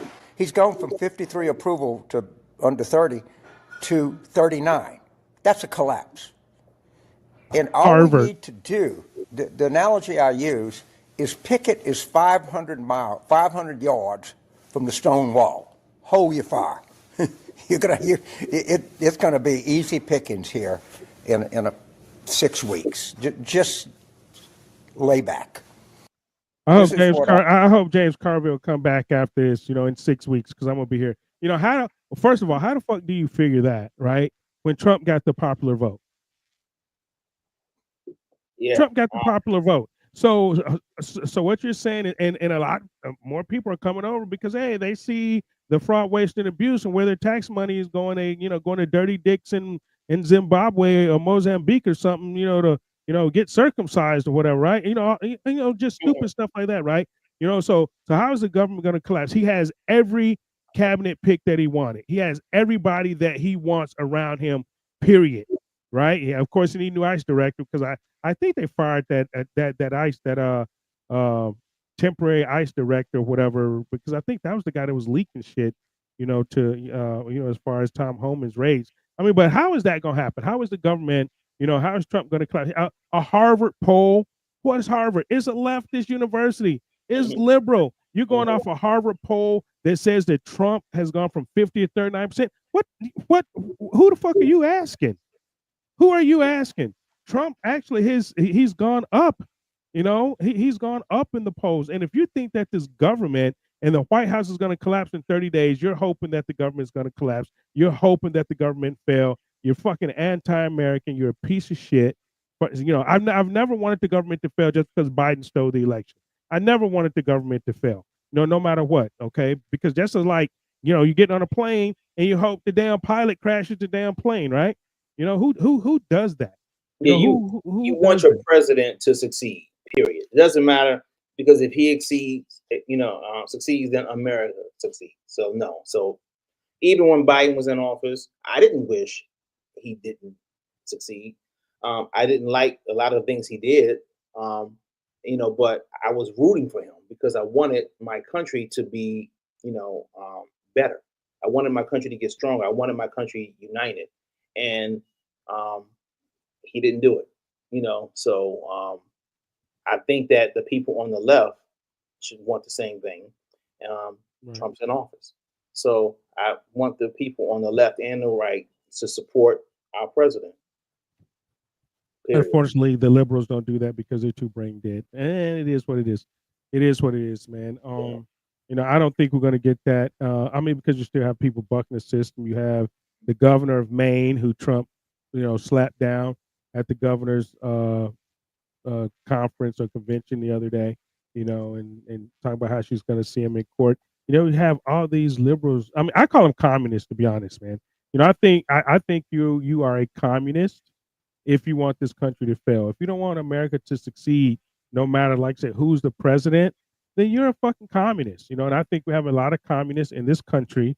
I think a lot of communists are in our government. I think communists are at the highest levels of these universities, at these state governments, all the way up to, I would say, the White House until, Trump took over. But I'm sure there might be a few communists still hanging out around there, that they haven't found out and gotten rid of. But if you want this country to fail, I consider yourself, in my book, a communist. I don't care who you are.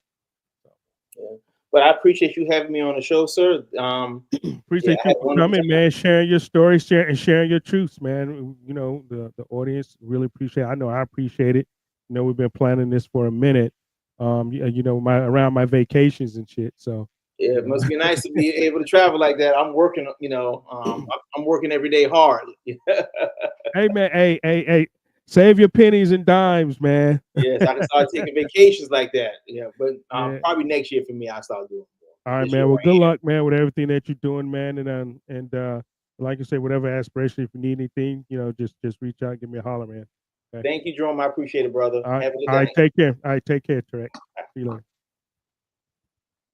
Hoorah. All right. So I'm going to hit this second sponsor real quick before I go to the second half of the show and talk about some folks. All right. And it is the Wellness Company. So as a frequent traveler, that staying healthy on the go is essential. Whether you are exploring new destinations or simply navigating your daily commute, you need to be prepared for anything. That's where the Wellness Company's medical emergency kit comes in. The Wellness Company understands the unique challenges travelers face, from travelers' diarrhea to the latest health scare to bioterrorism.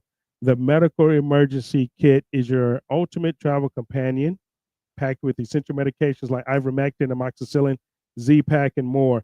It's a peace of mind in a compact case. The Wellness Company's team of trusted medical professionals, including Dr. Peter McCulloch, Dr. James Thorpe, Dr. Harvey Rich, Dr. Drew Pinsky, and more, ensure you have the best care and guidance at home or on the road. Stay ahead of the curve. Get your medical emergency kit from the Wellness Company today and be ready for your next adventure. Visit twc.health MBN for Maverick Broadcasting Network, my new network, and use promo code MAMBA. You can still use MAMBA there. It says twc.health/MBN, promo code MAMBA for an exclusive 10% discount. Your health, your journey. Trust in the Wellness Company. Okay, so a couple of things happened. I want to play this first. I touched on General Brown being fired, and people outraged, but they never outraged. I just showed you Obama's cabinet. So, but I think the biggest firing of the day, and I have something for, okay, but the biggest firing of the day, and I love it. And so we're gonna find her a new job, and I think this fits. I think Joy Reid should go and apply at McDonald's. Yes, Joy Reid is gone. Joy Reid is gone from MSNBC. They canceled her pathetic, racist ass show. Now, who they put in her place? What, Ayanna Pressley, Michael Steele. So they didn't do much better, but Joy Reid is gone, man. She was vile. And I couldn't find the clip, and I told Andy M. Andy M is watching over on Getter. But I told Andy M that I was going to try to find the clip, but I can't find it. I'm sorry. But on my show, what was it? November, December timeframe, somewhere around there. On my show, I said that, when Joy Reid, she started doing those TikToks, about the white ladies, right? About the black women were sitting down and the white ladies sold them out, with Kamala, blah, blah, blah, blah, blah, right? I said, Joy Reid's going to be fired in 30 days. I give her 30 days max. She's going to be gone. Okay, it was, maybe 60. Maybe 60. Okay, so I was off a little bit. But I knew Joy Reid was going to get fired, okay, because you can talk racism, you can spew racism, you can, spew victimization and, and things like that. But when you actually start accusing white people, the people that write your check, Joy Reid, of being racist and how they didn't help black women, I knew your ass was going to be sold. I knew you were going to be sold. You're off the plantation. And they brought in Ayanna Pressley and Michael Steele. They moved your ass onto another plantation. Wherever you're going to land up, Joy Reid, practice. Do you want fries with that? Okay, so Joy Reid is gone from MSNBC, and I just heard, man, I hope this is true. I'm gonna look at it after the show. But Dan Bongino, they say he just accepted, and I'm not saying it, okay, but just accepted the deputy director of the FBI. Can you imagine Cash and Dan Bongino running the freaking FBI? Yeah, Simone Sanders. Who did I say? Who did I say? Shit. Yeah, Simone Sanders and Michael Steele. I don't even know if I said. I say Ayanna Pressley. She's the freaking congresswoman. She's the other congresswoman that, like AOC and like Jasmine Crockett. Yeah. So Simone Sanders. My bad. Thank you, Andy M. So Simone Sanders is a mild version of her for right now. But I think MSNBC is done, and what they're doing too, Joy Reid, they're gonna elevate Raggedy Ann. They're gonna elevate Raggedy Ann. You come out, with all this vile talk about racist this and racist. I'm waiting to see Joy Reid call MSNBC racist. That's what I'm going to be watching for next, right? How racist MSNBC is, because they're going to elevate Raggedy Ann to the prime time spot. To the prime time spot, you are going to find Raggedy Ann, because when the dude Maddow goes back to her 1 day a week, that they're going to give Raggedy Ann that spot at 9 p.m. on MSNBC, and you're going to be asked out. You got sold, and the masses' daughter is going to take over MSNBC primetime, Raggedy Ann, and she's horrible. But at least she won't talk about the white women. She won't talk about the white women. Joy Reid, you can't do that. You can't talk about the white women on a white show. Dude, right? I think she sort of forgot who was writing her check. She got a little bit out of herself, right? So hopefully, and I actually suggested that Joy Reid, because her dad is from the Congo, she's Pan-African. They always bring these Pan-Africans over here and put them in positions to speak for Black Americans, which don't work, which never works. They don't speak for us.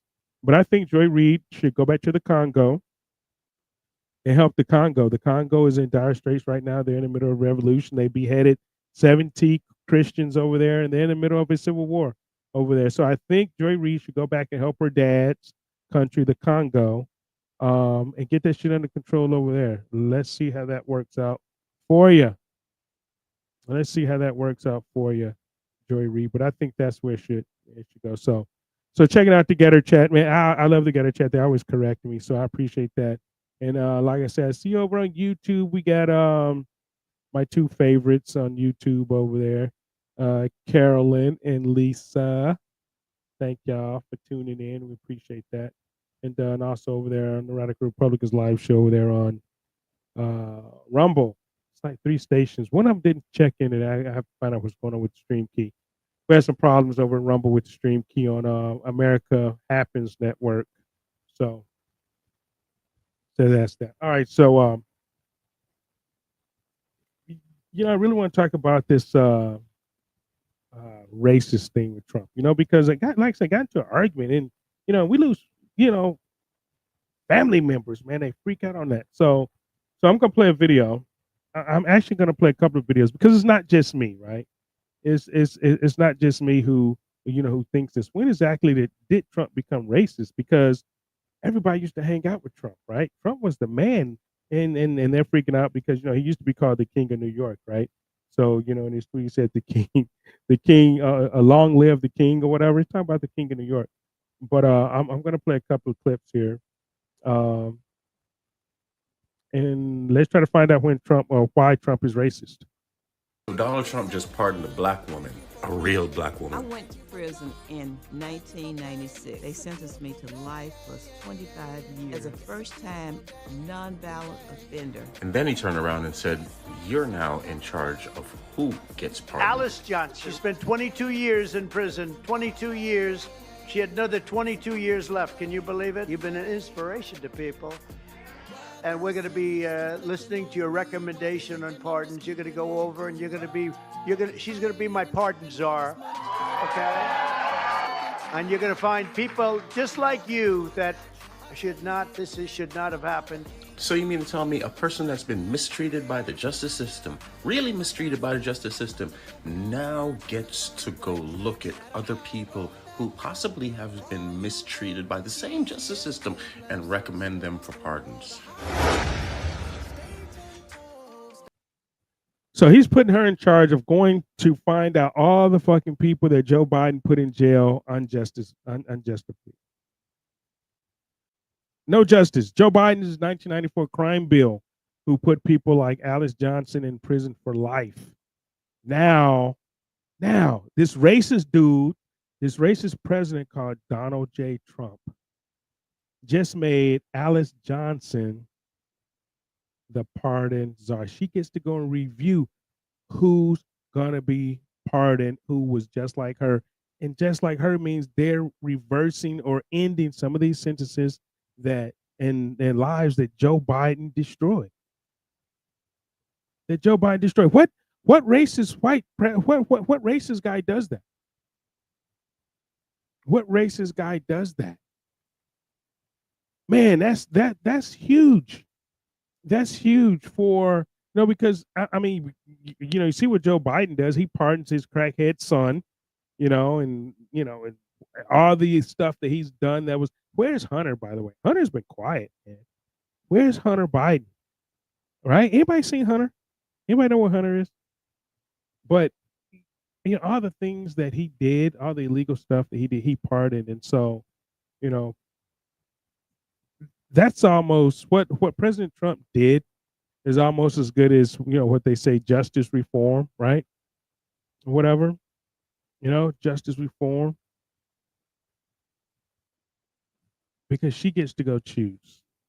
She gets to go choose who's going to get pardoned. She gets to go pick out those people just like her, and there's a lot of them.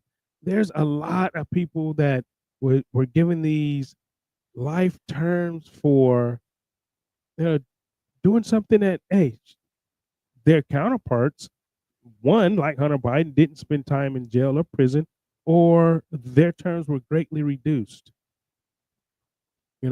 K3624, howdy, you were working. Come on, man, can't be working doing the Radical Republican show. What are you doing? Welcome, K3624. Get caught up. Get your drink up. Get your drink up, girl. All right, so I think that was huge. I think that was huge. That he did that, and that's just another, just another thing that the news, the mainstream media, won't broadcast. You won't hear anything about it from the liberals.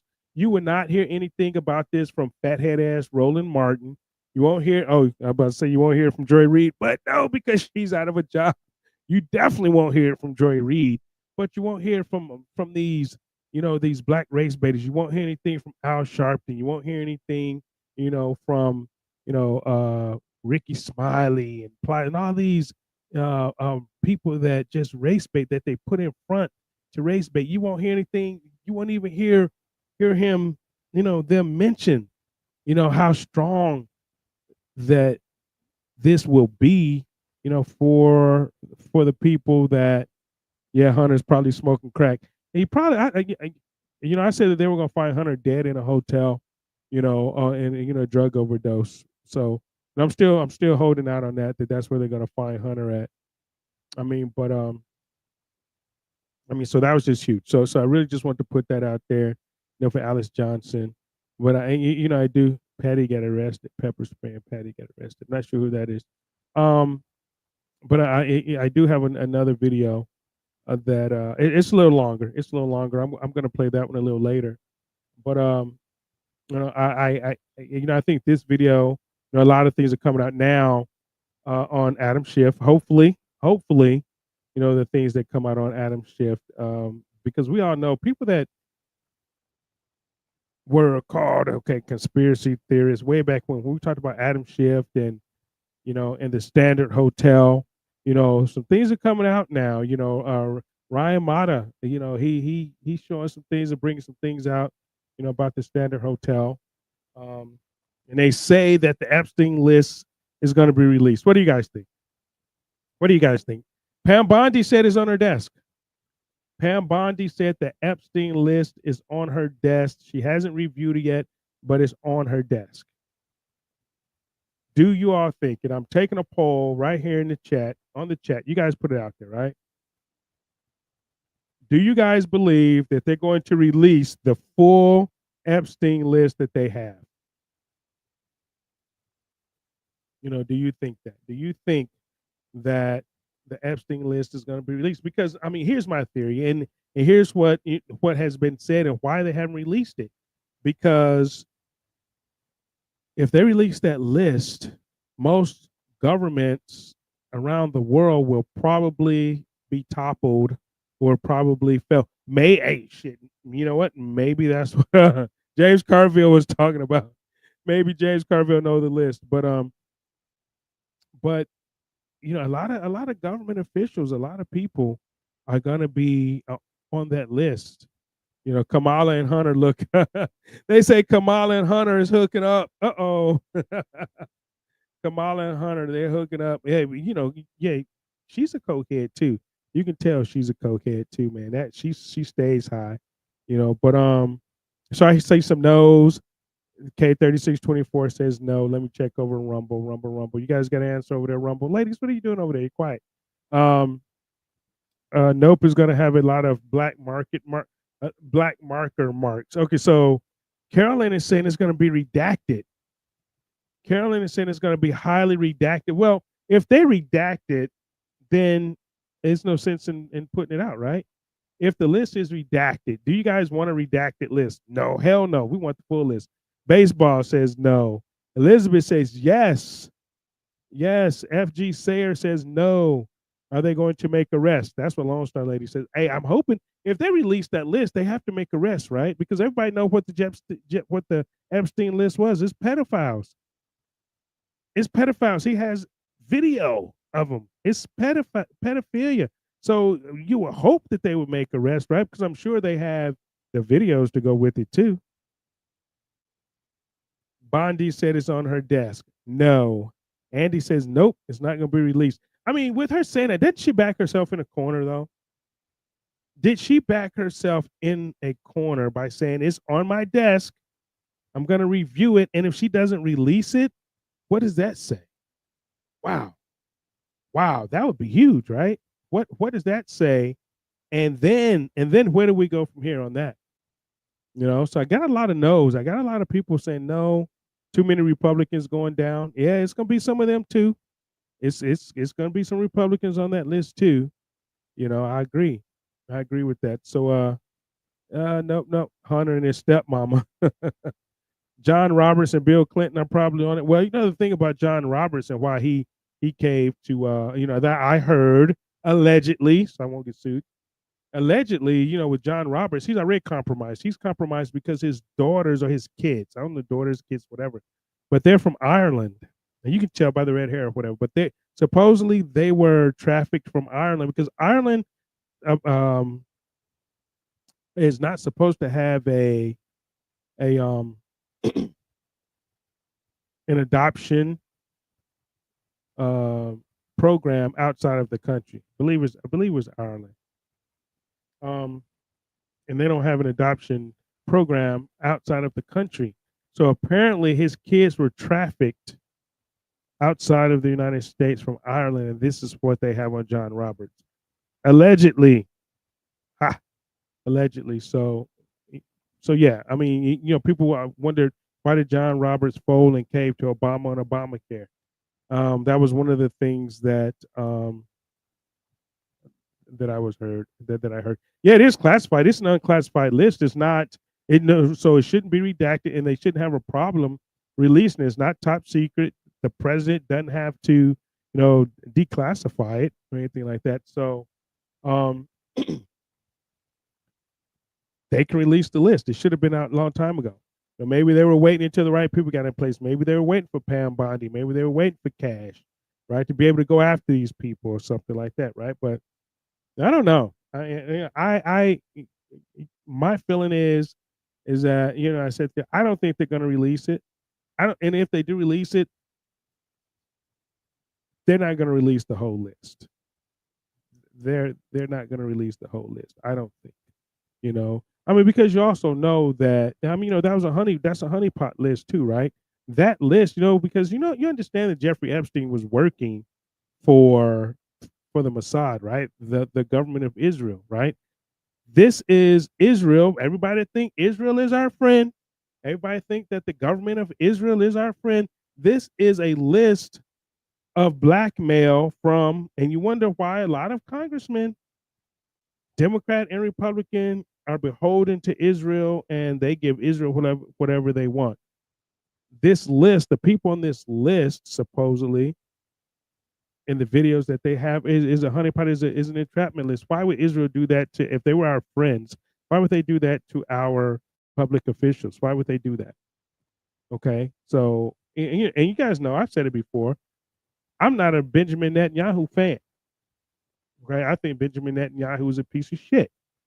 Right? Especially what he did to his people with the COVID jab, and he turned over their DNA to some genome company.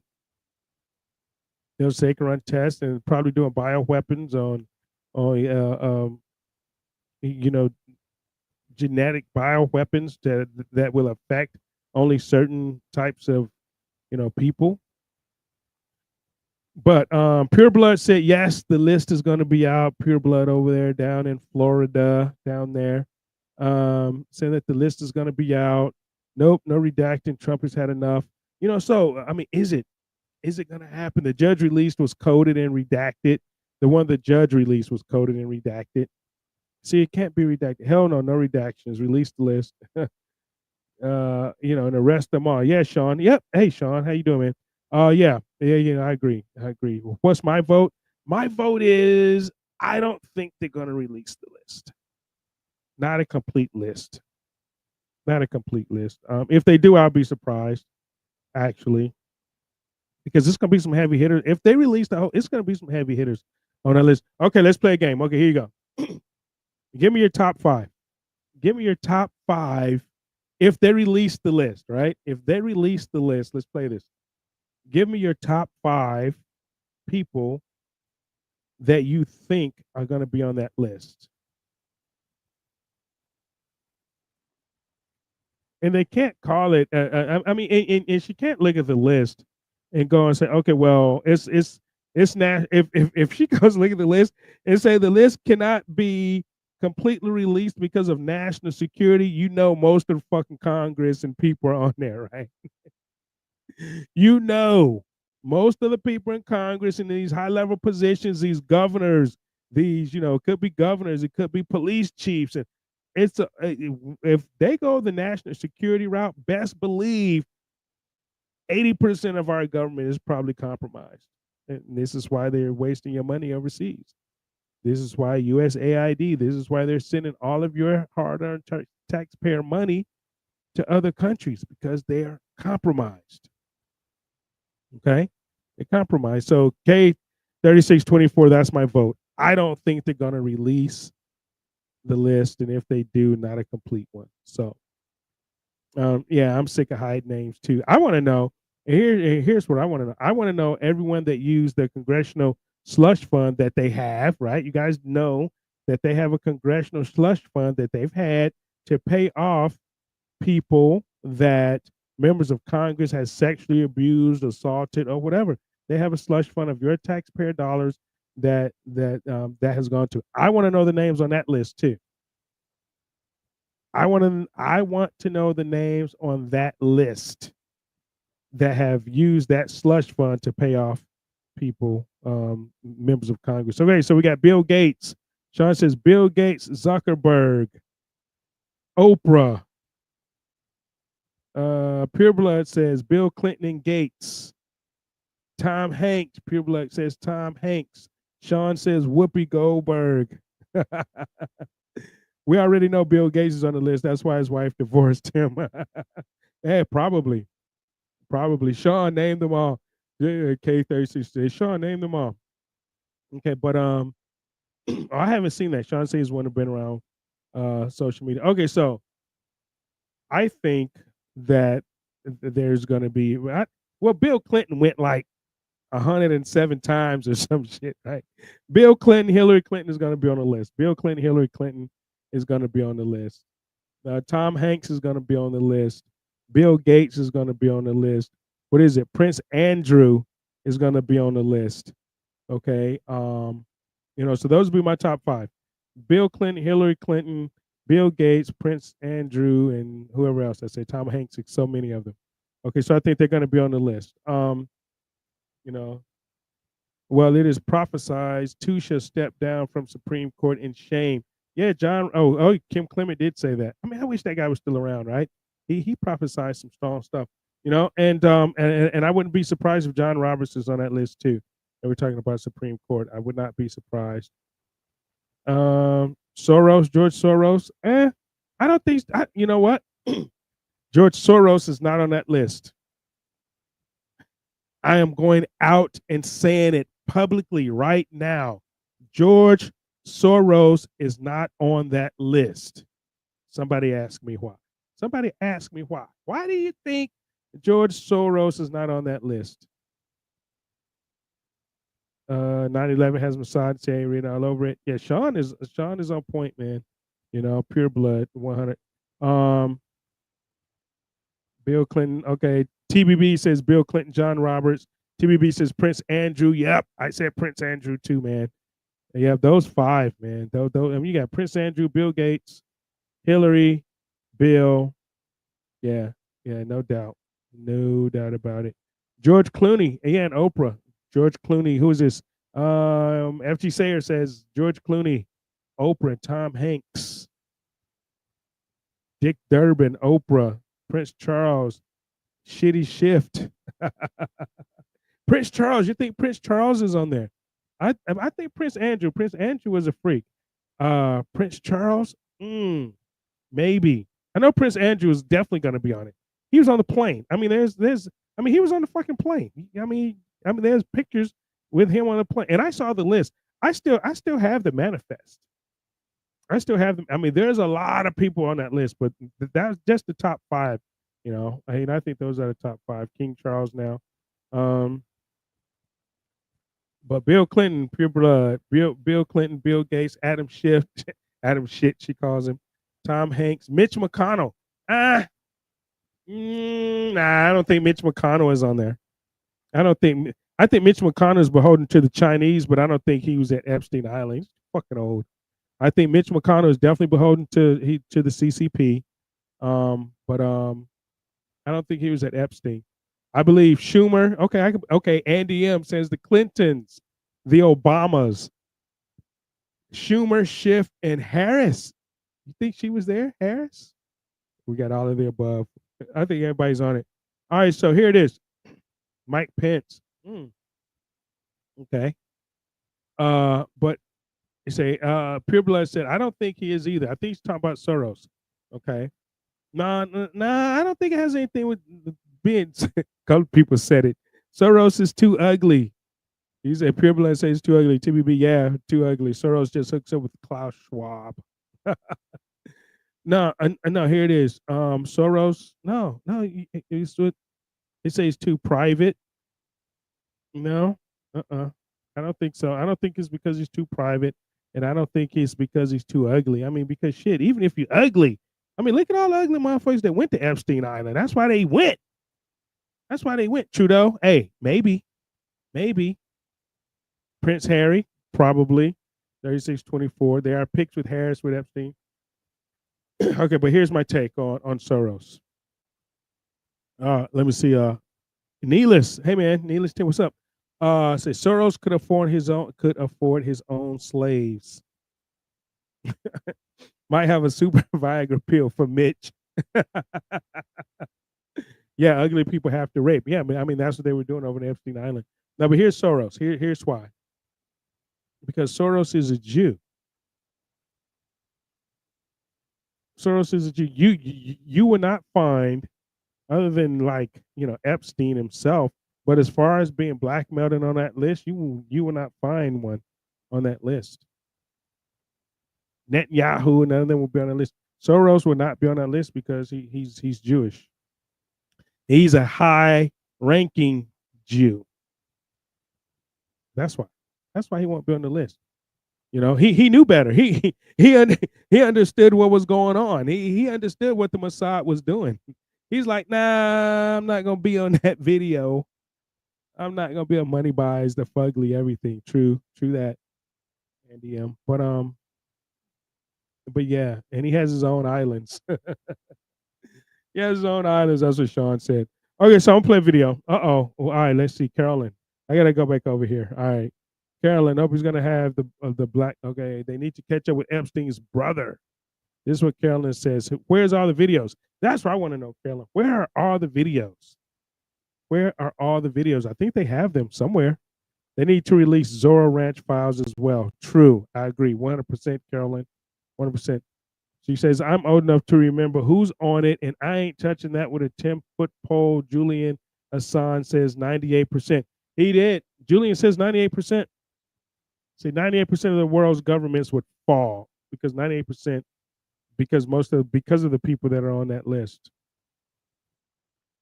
On the plane don't mean shit. Middle class Mike used a commercial flight, and Maxwell wouldn't. And Maxwell will pick him up on the private side in the helicopter. True. Man, amazing, right? Okay, so I'm gonna play a couple of videos going out. You know, I'm sure you'll like. This is one. What due diligence did you do?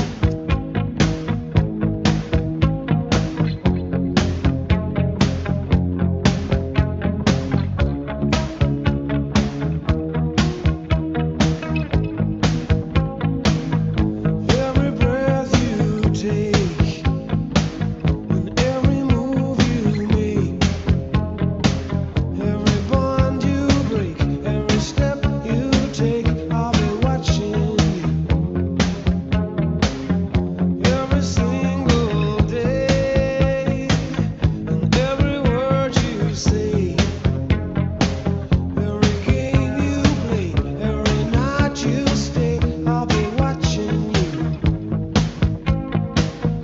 Oh, can't you see you belong to me? How my poor heart aches with every step you take, every move you make, every vow you break, every smile you fake, every claim you stake, I'll be watching you. Who does that, man? These people, they come up, you know, these people come up with the greatest shit on the internet, man. The internet is like, the internet is undefeated, man. The internet is undefeated. So, I'm gonna play this. I gotta play this "Boss" by Trump, though. The NCAA has complied immediately, by the way. That's good. But I understand Maine. Is Maine here, the governor of Maine? Are you not going to comply with it? I'm complying with state and federal laws. Well, we are the federal law. Well, you better do it. You better do it because you're not going to get any federal funding at all if you don't. And by the way, your population, even though it's somewhat liberal, although I did very well there, your population doesn't want men playing in women's sports. So you better comply because otherwise you're not getting any federal funding. See you in court. Every state, good. I'll see you in court. I look forward to that. That should be a real easy one. And enjoy your life after governor because I don't think you'll be in elected politics.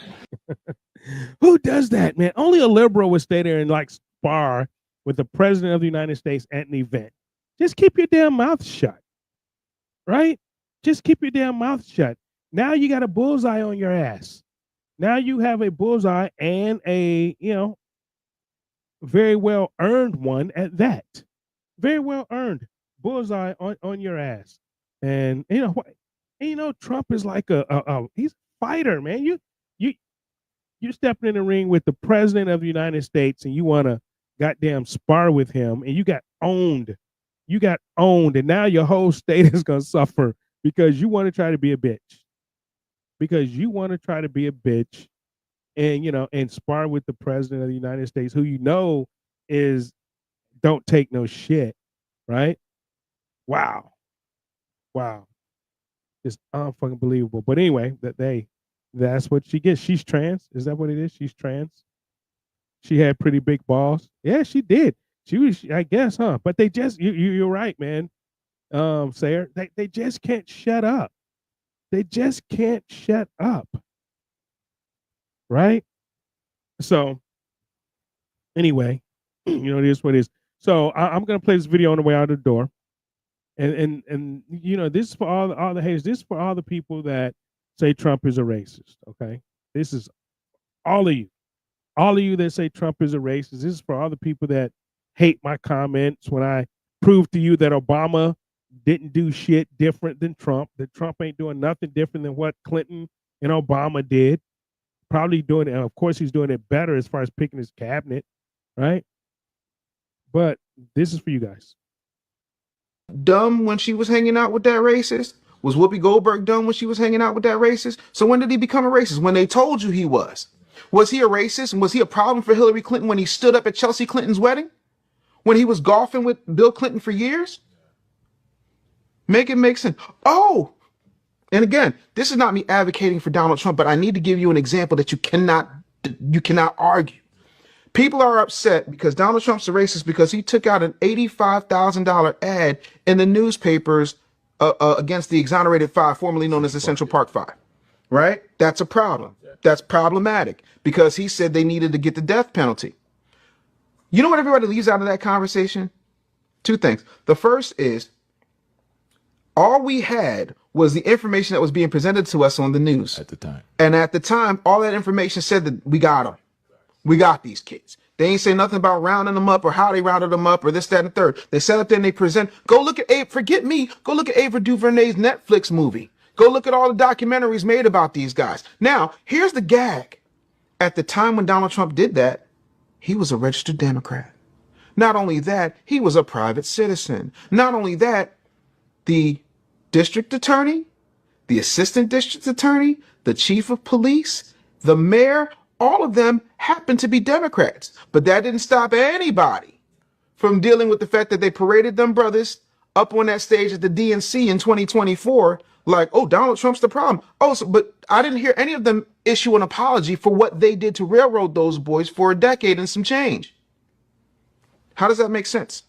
Matter of fact, one of the assistant prosecutor is still a huge donator, a huge donor to the Democratic National Convention, the Democratic National Committee. So I'm trying to understand how that makes sense. And then, by the way, where's all your smoke for these corporations that were buying $1 million suites at the DNC? You care about Black life so much. Why were you okay with them having abortion mobiles a block away from the Democratic National Convention?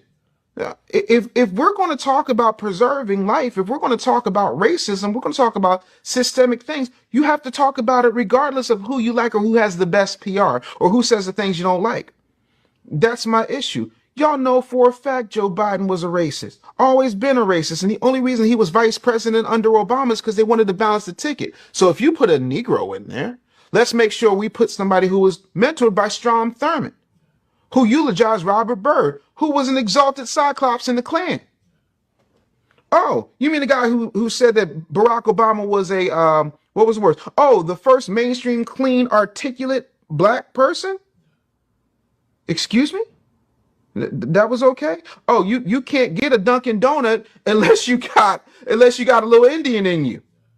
He said that. You're okay with that. You're okay with Hillary Clinton being a Goldwater girl, who was a card-carrying racist and segregationist, who also said, we need to bring them to heel. Them meaning you and me, because we were teenagers at the time when she said that, and she was the first lady. So is racism a problem, or is racism with the right amount of PR a problem?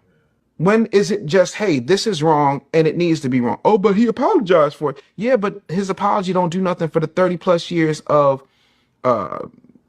racist policies that have affected us. But then again, when you got somebody creating a First Step Act, getting these people out for nonviolent drug offenses, you got Kim Kardashian. And I can't stand Kim Kardashian neither. You got her advocating for more Black people than I see Black people are advocating for Black people. Not making a bunch of noise on the Senate floor.